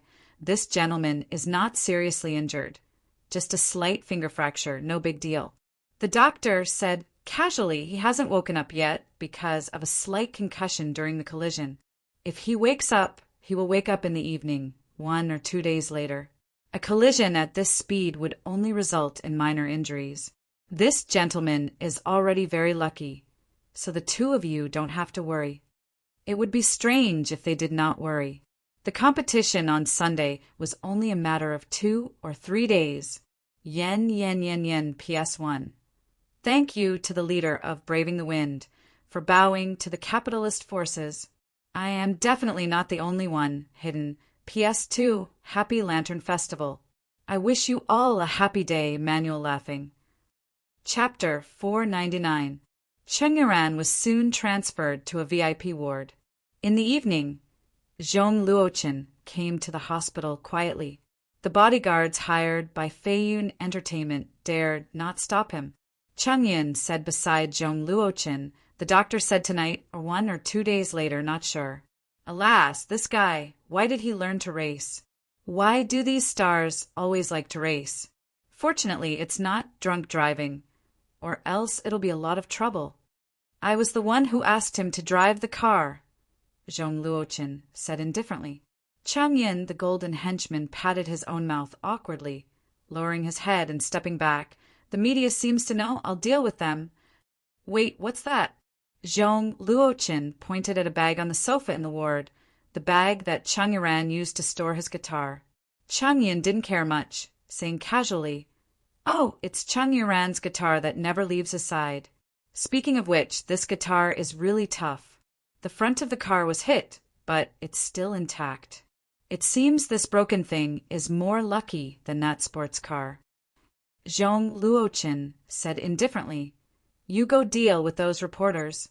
If necessary, find someone to replace him, and try to keep the negative news as low as possible.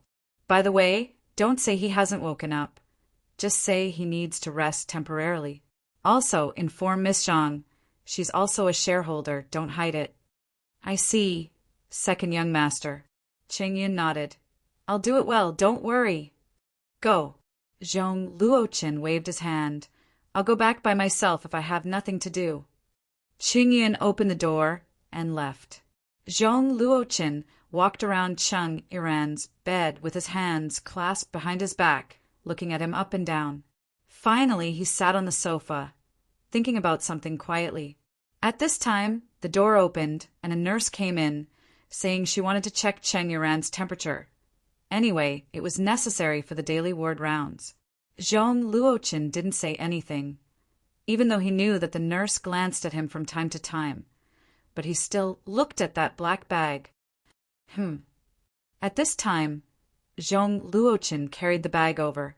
His face was calm, and he was neither surprised nor happy. He just took out the guitar inside and carefully observed it. Suddenly, he put his hand on the strings. He had once learned the piano and had the ability to perform in a concert hall. The direct descendants of the Zhong family had to be multi-talented. However, he didn't know how to play such a common instrument, so he just casually plucked it a few times. He started to play the guitar and observed the reaction of the nurse in the ward. The nurse was still peeking at him from time to time.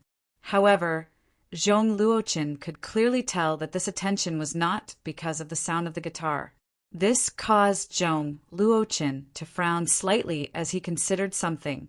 Could it be that apart from Cheng Yiran, to others, it was just an ordinary guitar? Or perhaps it was just him who couldn't do it. He remembered that as long as this guitar made a sound, regardless of whether it was a song or not, it always had magical power. Zhong Luoqin's fingers continued to casually tease the strings until the nurse finally had nothing else to do and reluctantly left the child. Only then did Zhong Luoqin stop. Zhong Luoqin suddenly wanted to let the two bodyguards outside the door have a try. However, just as he was about to put this idea into practice, he heard some voices outside the door. Zhong Luoqin frowned and walked to the door. He didn't intend to open the door, but just wanted to listen. After he understood the reason of the conversation outside, Zhong Luoqin thought for a while, then suddenly opened the door and asked indifferently. Even though he already knew the answer, he still asked, "What happened?" "Mr. Zhong, sorry to disturb you," a bodyguard hurriedly said at this time with some panic. Another bodyguard hurriedly said, "This gentleman said that he wanted to go in and have a look. We didn't let him in, so he..." Zhong Luoqin then looked at the two bodyguards who were pointing at the man. He was about the same age as Cheng Yiran, wearing a work uniform with a strong smell of engine oil. There was a black edge on his fingernails. He was probably a person who had been engaged in mechanical repair for a long time. He also had an anxious look. "Who are you?" Zhong Luoqin waved his hand, letting the three people separate. "Hello. My name is Hongguan. I don't intend to do anything. I just want to ask about Iran's situation. Is he okay?" "Iran," Zhong Luoqin suddenly said. "What's your relationship with Cheng Yiran?" "I'm his friend," Hongguan said subconsciously, then smiled bitterly once. How did he become like this? Can he wake up?" In the ward, Hongguan looked at the unconscious Cheng Yiran, asking Zhong Luoqin directly.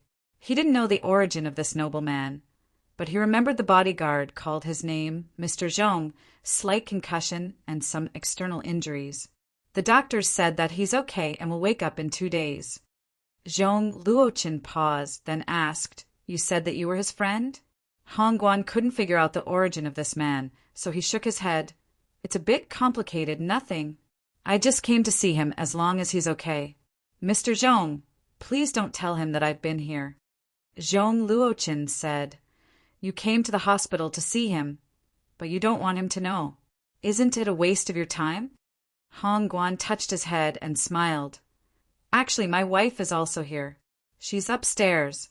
She's about to give birth, and I come to see her every day.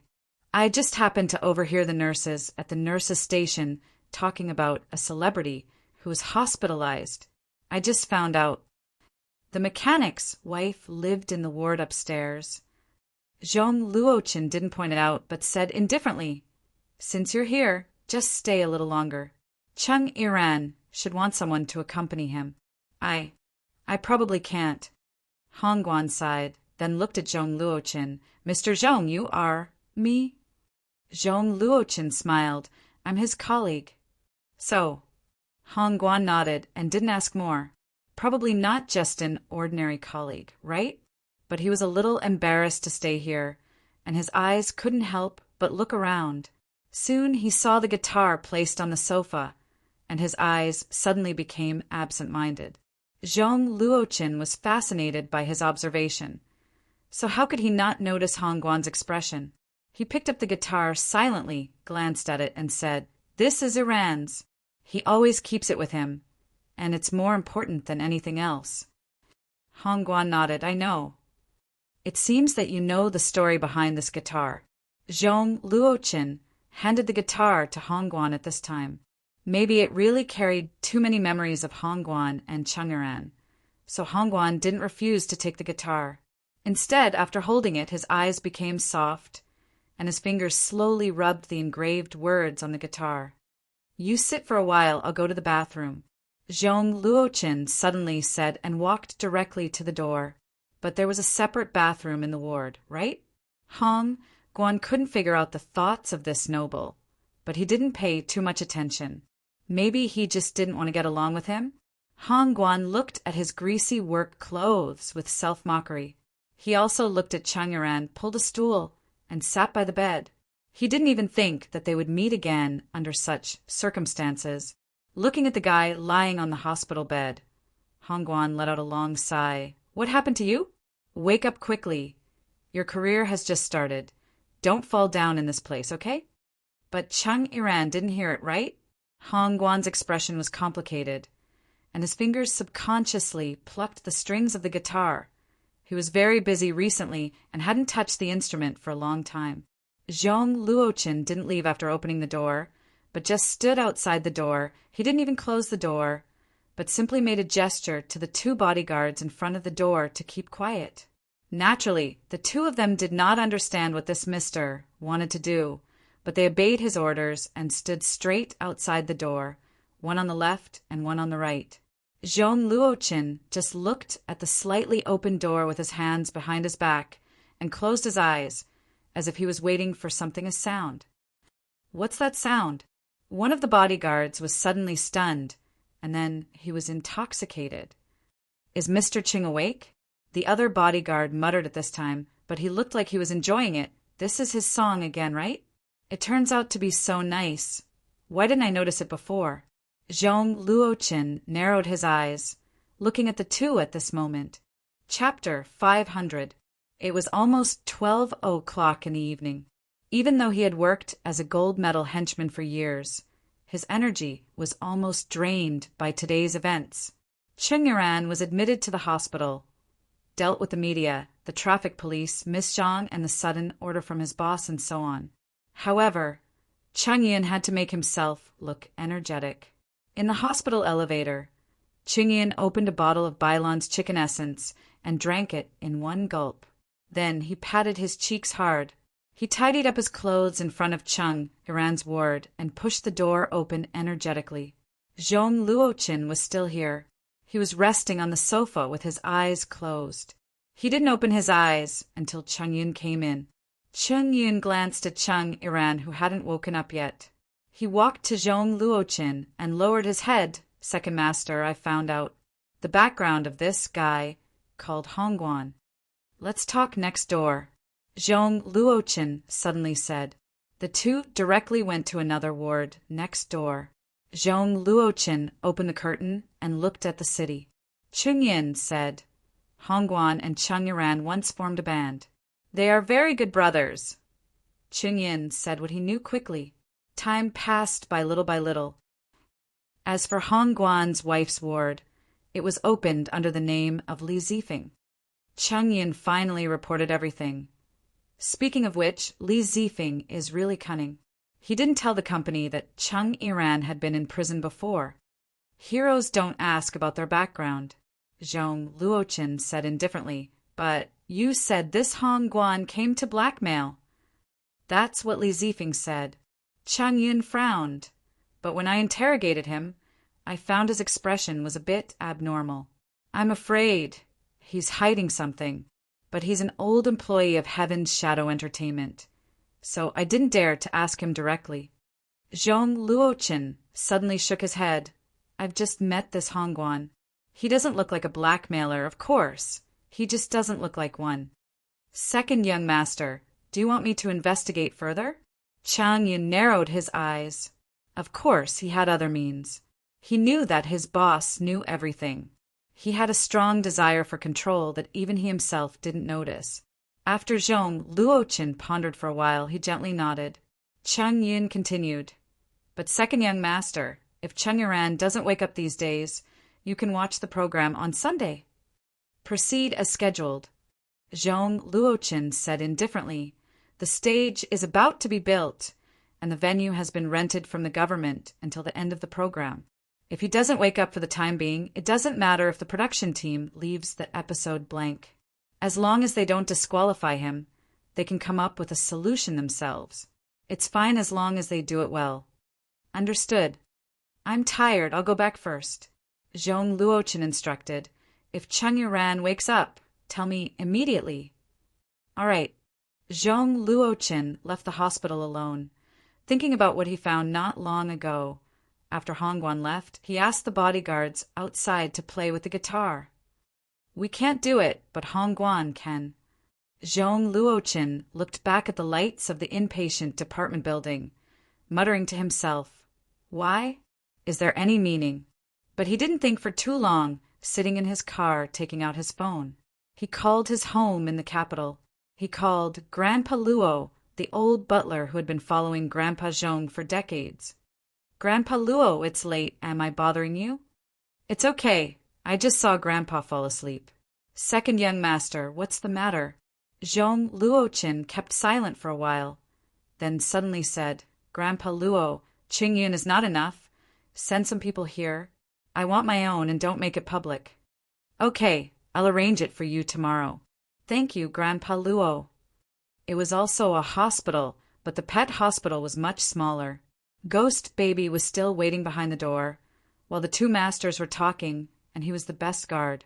At this time, the pet hospital was brightly lit, and more than a dozen monsters were placed on the chairs in the waiting room. These monsters were sent back by Ghost Baby, who were unconscious when they were sent here. Now they were awake, but they all lowered their heads with empty eyes and didn't say anything. Chi-Chi Kamaya walked past these monsters with his crutch, and finally came to Long Shiro. The old turtle coughed twice, and then said softly, "Lord Long, I'm incompetent. I can't see what kind of spell they are under, and I can't solve it for the time being." Long Shiro frowned. "Zhuifeng can control these." "I'm afraid he can control more." Chi-Chi, Kamaya said. According to Ghost Baby's description, he seemed to have heard a strange bell sound, and then he was absent-minded for a moment. But he wasn't affected at that time. Maybe it's Zhuifeng's way of controlling monsters? But why Ghost Baby wasn't affected? It should be the problem of the level of power. Long Shiro bit her thumbnail hearing the bell sound. Maybe it means there's a magic tool or some other tools. And this tool obviously has its limits. Otherwise, Zhuifeng wouldn't escape, but directly control Ghost Baby. That's also bad. Chi-Chi Kamaya said seriously, "Master, I'm afraid your current situation." Long Shiro waved her hand and said seriously, "I'm more worried about what he will do next, what he wants to do." She looked at a leaflet on the table, which was brought back by Ghost Baby from the place where he found Zhuifeng. It was a leaflet about a large-scale program held in flourishing Lotus Gymnasium this Sunday. Chi-Chi Kamaya suddenly sighed. "It's a pity that I'm seriously injured and can't continue to use the secret skill. Otherwise, I won't be so passive." Long Shirua shook her head. "Your injury is too serious. Stabilize yourself first. Don't think about the secret skill for the time being. If you can't do it, I'll—" At this time, a sound of something falling came from one of the wards. Long Shirua and Chi-Chi Kamaya looked up at the same time. Long Shirua jumped down from the chair, hurriedly saying, "It's Xiao Jiang." But when she was about to open the door of the ward, she suddenly stopped. Chi-Chi Kamaya understood and walked forward, opened the door, and walked in. Long Shirua sighed and could only hide outside the door. In the ward, Xiao Jiang fell on the floor of the bed, and the infusion tube was wrapped around his body. But he did wake up and heard the sound of footsteps. He looked up and saw Chi-Chi Kamaya opening the door and coming in. He was stunned for a moment. As a long-lived monster, his family was very popular. When he was young, Xiao Jiang was taken by his father to visit this monster more than once, so he recognized him at a glance. Master Gui, why are you?" Xiao Jiang wanted to get up and salute. "You're seriously injured. No need to be so polite." Chi-Chi Kamaya shook his head. "Xiao, Jiang said, This is Lord Long's? Where's Lord Long? Did she save me? Let's not talk about this first. Chichikamaya said seriously, Xiao Jiang, let me ask you. Do you remember what happened when you were injured? Who hurt you? It's… Xiao Jiang's face slightly changed, as if he was still frightened. It's Iron Whistle. Iron Whistle did it. Iron Whistle? Who's Iron Whistle? Chichikamaya frowned. Didn't you say it was Juefeng? Juefeng, he saved me. Xiao Jiang moved his lips, looking upset. Iron Whistle is Cheese's pet. A weird guy whose origin I don't know. Can you describe it? Chichikamaya glanced at the door of the ward and asked calmly. Xiao Jiang nodded. I'd better draw it, it's clearer. In the quiet night, in an empty construction site near the flourishing Lotus Gymnasium, the club boss was sitting on a cement pipe, stretching out his hand and drawing in front of himself. In front of him, there were several different screens of light, each showing a different picture, just like the camera in the monitoring room. The camera fixed on the sleeping Cheng Yiran, Zhong Luoqin, who was driving alone, Cheng Yun, who was busy, and all the monsters in the pet hospital. Of course, Ren Xiling, who was sleeping soundly at home, was also shown. With a swipe of the owner's hand, these light screens disappeared with the wind one by one. Luocho smiled, lowering his head and making a sound that could be heard by Iron Whistle hidden in the pipe. Iron Whistle didn't know that the owner of the sound that could communicate with him was sitting on top of him. Cheese had gone to sleep at home in the basement, and now it was time for him to eat. He was lowering his head to eat a stray dog that had just been caught. It was too small and did not seem to be enough for him to eat. Iron Whistle blinked his eyes, making cracking sounds. Iron Whistle didn't know why, but he only felt hungry today. He wanted to eat more cheese. How do you feel today? Just when Iron Whistle was in a frenzy, that voice rang in its mind again. In the past few days, this voice often appeared at any time, or even at any occasion. It appeared whenever it wanted. This voice would explain some things to him, but also make him feel more confused. He felt that the more he knew, the more confused he was, but this voice never told him what to do. This voice seemed to just want to chat with him. It was as if it was sleeping to pass the time, and this voice was passing the time from it. Chapter 501. What made Li Zifeng uneasy was that last night, Cheng Yun suddenly came to him and had a talk about Hongguan. It happened so suddenly. Hongguan's wife and Cheng Yiran were both admitted to the same hospital, which was out of Li Zifeng's expectation. Now he couldn't blame Hongguan for not keeping his promise. They had signed the agreement. But he also knew that when Hongguan had signed the contract, it was only his little trick behind the scenes that had split the trust between the two brothers. Originally, if they really trusted each other, how could it have been split so easily? Even though he knew that Hongguan had only said it in a fit of anger. Since the split was successful, then they should just stay away from each other for the rest of their lives. He didn't know whether Cheng Yun suspected anything. Li Zifeng didn't sleep well that night because he didn't know how to deal with the fact that he hid Cheng Yiran's criminal record from the company. At dawn, he rushed to the hospital. There were only 2 bodyguards at the door, saying that Cheng Yun had left and hadn't come. But Mr. Cheng had just woken up, and the doctor was examining him inside. Li Zifeng immediately pushed the door and went in. The doctor seemed to have just finished the examination and was telling him something carefully before leaving with the nurse. How do you feel? Li Zifeng walked quickly to Cheng Yiran's bedside. You really scared me. Why did you suddenly do this? Fortunately, it's not a serious injury. Cheng Yiran was still very tired. At this time, he slowly rubbed his forehead without opening his eyes. How did he crash? He couldn't say that he was absent-minded while driving and thought of something. When he reacted, he had already hit the car. I'm fine, but my head is a bit tight. Cheng Yiran opened his eyes. The doctor said I'm fine, and I can leave the hospital after resting for a day or 2. Do you want to do a more detailed examination? Li Zifeng suggested. Cheng Yiran shook his head. No need, there's a competition on Sunday, and I should attend a rehearsal. Don't worry. I heard that CEO Ching has communicated with the TV station and can let you sit this episode. Just rest well. Li Zifeng shook his head and said, Besides, your fingers are fractured. How are you going to play the guitar on stage? Chung Yiran looked at her bandaged fingers and slightly moved them. It shouldn't be a problem to lower the difficulty of the arrangement.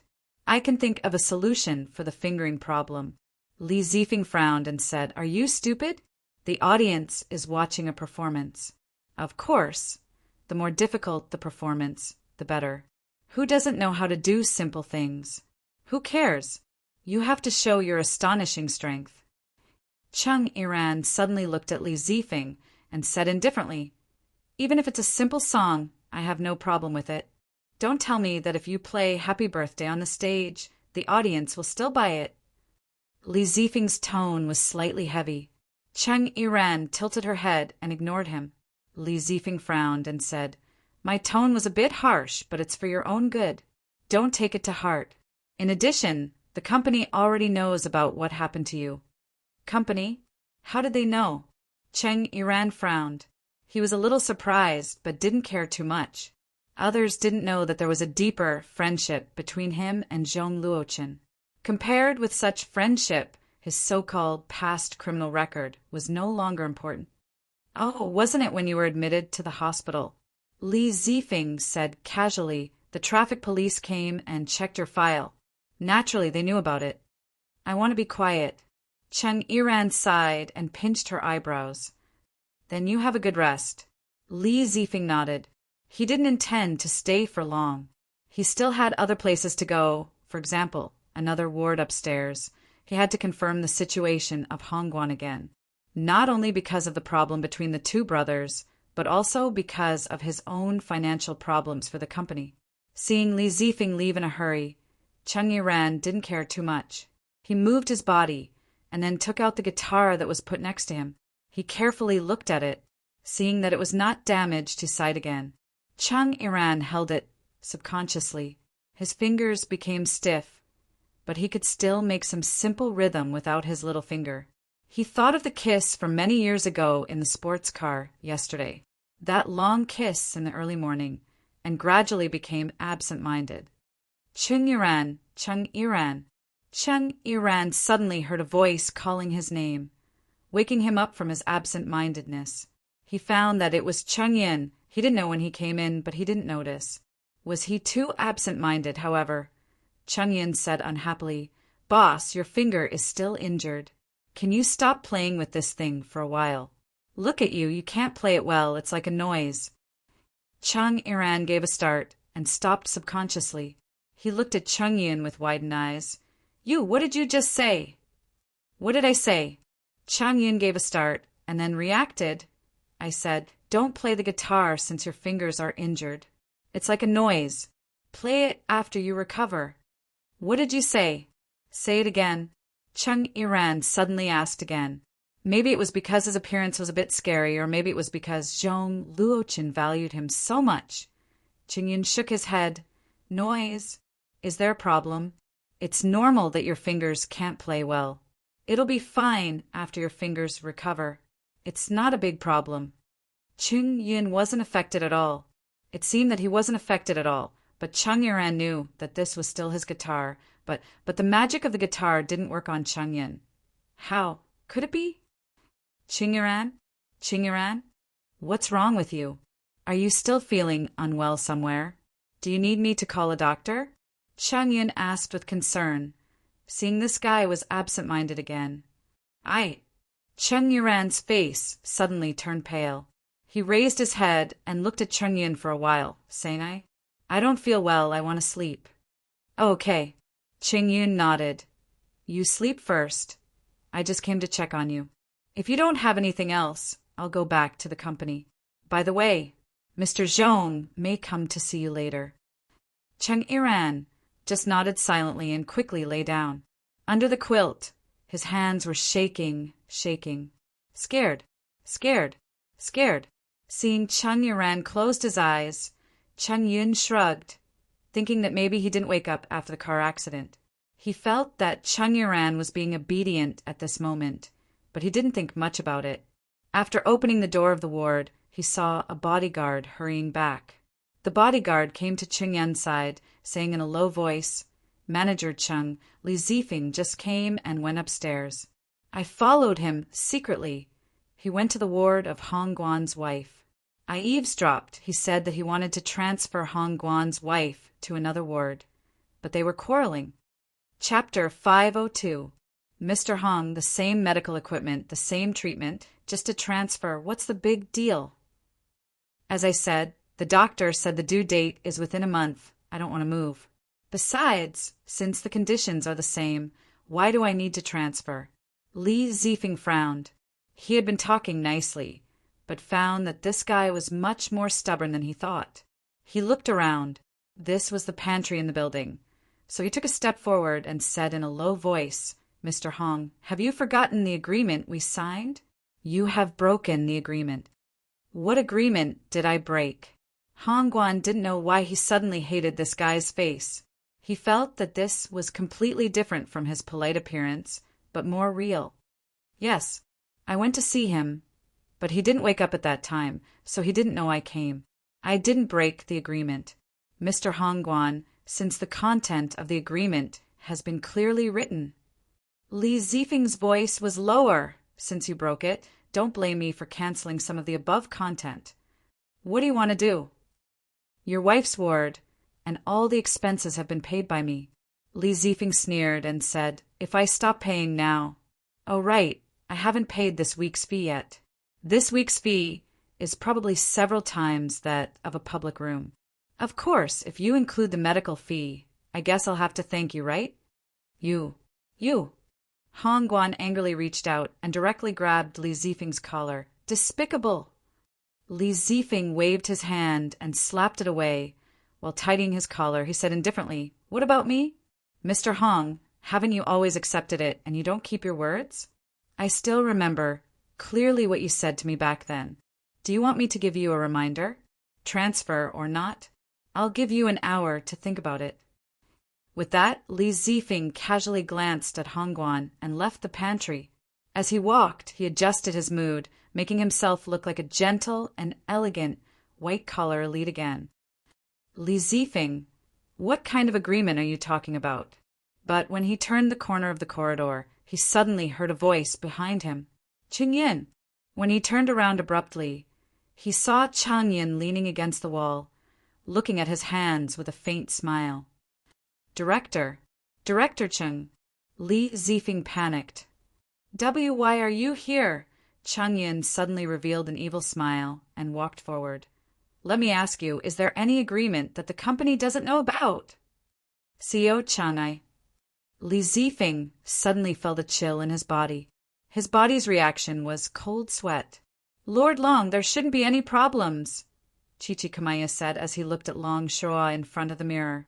This was a simple and practical way to temporarily solve the problem of Long Shua not being able to show up. With the help of Chichikamaya's illusion, she would look like an adult again. Of course, it was only the appearance. If the monster's power was greater than Chichikamaya's, it could be seen through. But in this city, the monster's power that was greater than Chichikamaya's could be counted with 3 fingers. Although it was just a self-deception, Long Shirua nodded with satisfaction. "Chichikamaya, let's go." When father was still alive, it was also hard like this, wasn't it? Cheese suddenly thought of such a question. His body and mind seemed to have overdrawn all the energy. When he relaxed, a feeling of tiredness arose spontaneously. But when he saw his brothers and sisters hugging each other and sleeping peacefully on the same bed, he felt that it was all worth it. He could understand how difficult it was for Shuyu to take care of this family when she was still alive. Unlike Shuyu, he did not have a job in the human world. All he did was go out to look for food. His current workload was less than 1/3 of Shuyu's when he was alive. Putting away this feeling, Cheese went out quietly while Shu Xiaoshu was taking a nap. He always felt that it was not good to let Iron Whistle catch stray cats, dogs, or city rats outside as food. Originally as a rat monster, He instinctively felt uncomfortable when he saw Iron Whistle swallow a rat. But Iron Whistle seemed to feel something. Since the first time he swallowed a rat, he had never eaten the same food in front of Cheese again. However, it was not always a good thing to have stray cats and dogs. Therefore, he had been preparing raw fish or fresh meat for Iron Whistle. Anyway, Iron Whistle didn't feel that he didn't like it and had been eating it all the time.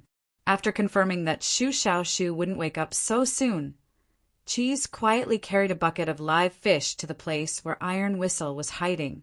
Did Iron Whistle eat more recently? He didn't know whether this bucket was enough or not. While thinking about this problem, Cheese felt that his shoulder was suddenly touched by something. When he turned around, he saw a huge figure appear behind him. A kind of demon power was released. Cheese was startled. When he was about to open his mouth, the figure directly covered his mouth and pressed him to the ground. What the hell happened? Cheese saw clearly that the guy in front of him was wearing a black suit and was very tall. He should be at least 9 meters in human form. There was also a scar on his forehead. Perhaps it was very big, but a large part of it was covered by the black sunglasses he was wearing. There was also a silver Bluetooth headset in his ear. He said indifferently, reporting, "This time the target has been successfully controlled. We can besiege the main target." Cheese could only make a whimpering sound. The huge guy who controlled him was so powerful that he couldn't move at all. At the same time, several figures flashed over from all directions. 3 of them. They were dressed almost exactly the same as the brawny man who controlled him. And at the same time, they stood in different directions of the stacked cement pipes, slowly approaching them. Their target was Iron Whistle. But before Cheese was really frightened, another black figure fell from the air and steadily landed on the highest point of the cement pipes. He was dressed differently from these people, but Cheese recognized him. Ghost Baby! Ghost Baby suddenly waved his hand, and the 3 monsters in black clothes turned into the cement pipes from different directions at the same time. Cheese struggled hard, trying to say something, but his eyes suddenly opened because he heard Iron Whistle's cry. It seemed that he was injured.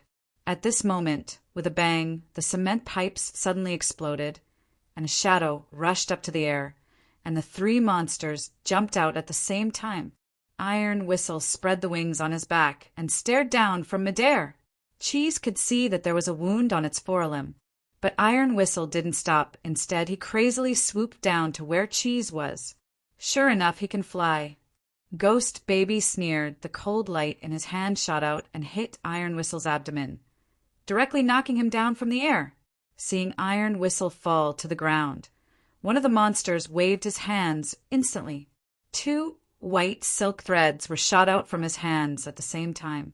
These threads expanded in the air and instantly turned into 2 large nets, directly covering Iron Whistle, making it incomparably difficult for Iron Whistle to struggle.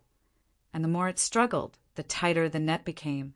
Master Ghost, the target has been successfully caught. Ghost Baby nodded, then looked at Cheese and signaled the giant who caught Cheese to bring Cheese here. Why? Cheese looked at Ghost Baby in horror. Why did you do this to him? Why? I was just following orders. Ghost Baby said indifferently, but he didn't look at Cheese, but at Iron Whistle, who was trapped on the ground, murmuring, "What's this thing?" Following orders, who? Is it Master Turtle? Cheese felt it was incredible. No, he only follows my orders. Not far away, a woman in a black suit and black-rimmed glasses slowly walked over. She walked to Cheese, took off her glasses, and said indifferently, "I ordered them to do it." Chapter 503.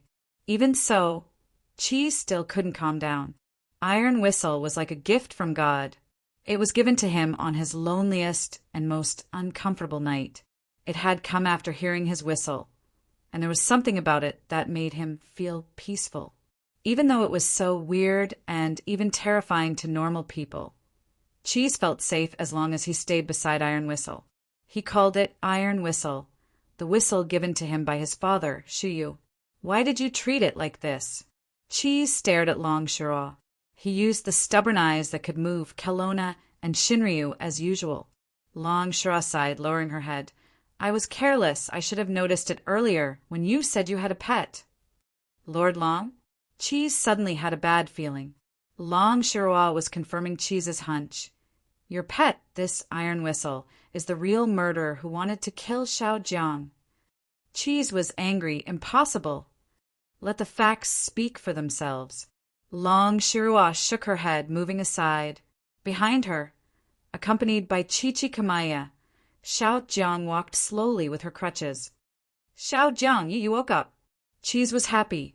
Xiao Jiang said seriously, Cheese, what Lord Long said is true. That day, it was Iron Whistle who wanted to kill me. Instead, it was Zhuifeng who saved me from it. Cheese shook his head subconsciously and took a small step back. Xiao Jiang looked at Cheese, suddenly opening her clothes, showing her chest. You should be able to see it, right? This wound. Do you really think that Wind Chaser can make it? I don't believe it.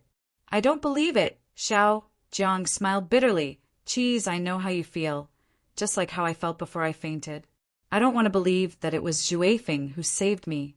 Or you and we don't want to believe in Zhuifeng for ourselves, right? No, it's not like this. It shouldn't be like this. Cheese wanted to say something, but Long Shirua didn't want to stay here for too long. Even if this place was empty and few people passed by, it didn't mean no one was here. So she said directly, Ghost baby, take your people in that thing, let's go back. Cheese, Xiao Jiang, go back with me. I'm worried that Zhuifeng will come back to find you. If there's anything else, go to my hospital first. Ghost baby nodded, motioning the monster man who shot out the white net to take action. The monster man began to shrink the end of the white net, pulling Iron Whistle to his side little by little. But at this moment, something was shot out from Iron Whistle's mouth, hitting the monster man's forehead. It was a finger-long black needle. The needle had just shot into the monster man's forehead, and had already dyed his forehead black. Poison needle. But when he realized that he was shot by the needle, his body fell to the ground directly before he could even make a sound. Cunning thing! Ghost baby was angry, with cold light shining from her hand. She waved her hand towards Iron Whistle, without thinking. But at the same time, Iron Whistle's body suddenly melted and turned into a pile of sticky and solid gel. Iron Whistle, which had completely changed its appearance, flowed out of the holes in the net easily. Not only did it dodge the ghost baby's attack, it even took the opportunity, when all the demons were alarmed by its transformation, to dive into the sewer cover nearby through the gap. The ghost baby was brave and didn't think too much about it. He broke the manhole cover and went into the sewers. Long Shirua frowned. The scene of Iron Whistle turning into liquid and the feeling just now was familiar to her. Could it be that this Iron Whistle was the thing at the ceiling point that day she had lost her power, so she couldn't track it, or else she wouldn't have let Iron Whistle escape so easily? As for Chichi Kamaya, this old turtle wasn't good at fighting, and now he was seriously injured. Although he looked fine, he was just pretending to be strong in front of others. Cheese stood there in a daze, thinking about something. Xiao Jiang could only accompany him silently with a blushing face. Not long after, Ghost Baby came up with a trace of anger and guilt. I'm sorry, Lord Long. I lost track of it. This guy doesn't have any monster aura and can even hide the heat of his body. His ability to escape and hide is quite terrifying. I don't know what his real body is. Long Shirua suddenly said, Maybe he's not a monster. Ghost Baby said at this time, but I found a place below where many bones were placed. Some of them belonged to small animals, while others belonged to monsters. There were even quite a few skeletons belonging to humans. I couldn't find any complete bones. They were all pieces, as if they had been eaten. Flop. Cheese suddenly knelt down on the ground, as if he had been greatly stimulated, and fainted at once. Seeing this, Long Shirua pondered for a while and suddenly ordered, Take Cheese's family to my place. Ghost Baby nodded, and let other monsters deal with Cheese's family. He walked to the fallen monster, and turned over his body. Looking at his lifeless body, A trace of terrifying killing intent flashed in his eyes. After taking care of the panicked Cheese's family, Longshaw took a last look at this open space. Although this place was destroyed, no one would care about it. After all, most of the things thrown here were construction waste. But she didn't know if it was an illusion or because she couldn't explain it herself. She felt that there was always someone silently watching this place. In the past, she watched all the living beings, detached from them. But now were all the living beings, including her, also being watched by someone? Lord Long, it's windy outside. Let's go back. Chichi Kamaya said casually beside her. Long Shirwa suddenly mocked herself. How many years have I not heard such words? Afraid of the wind. Chichi Kamaya didn't say anything, but recalled the time when she was very young. She was weak and sickly, like a candle in the wind. No one knew how long she could live. At that time, she wasn't called Lord Long, and her surname wasn't Long, in the same city at the same time. We knew this was a hospital. In the VIP single ward of the hospital, a bodyguard was playing with his mobile phone attentively, murmuring, F***CK. Why is it King Hassan again? However, he suddenly felt that something was wrong. The reason was that he heard footsteps. Mr. Zhong. The bodyguard hid his mobile phone behind his back, standing up stiffly.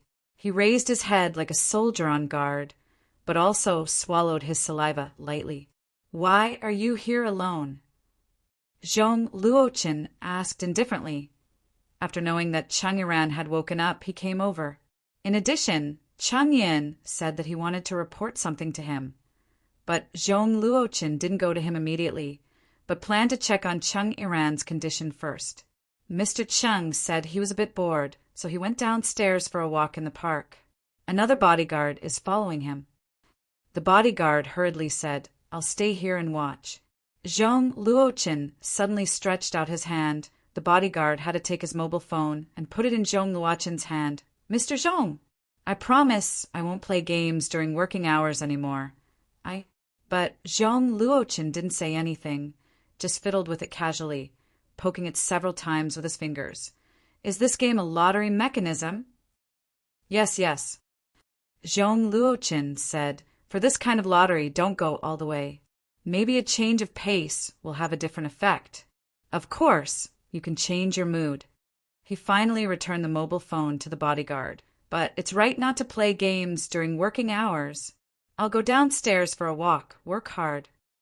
Seeing Zhong Luochen patted his shoulder and left without even saying a word of reproach, the bodyguard felt a bit inconceivable. This young boss of Manager Cheng was unexpectedly easy to approach.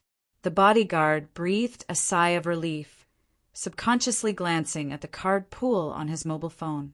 But then he suddenly opened his mouth, inhaling a breath of cold air.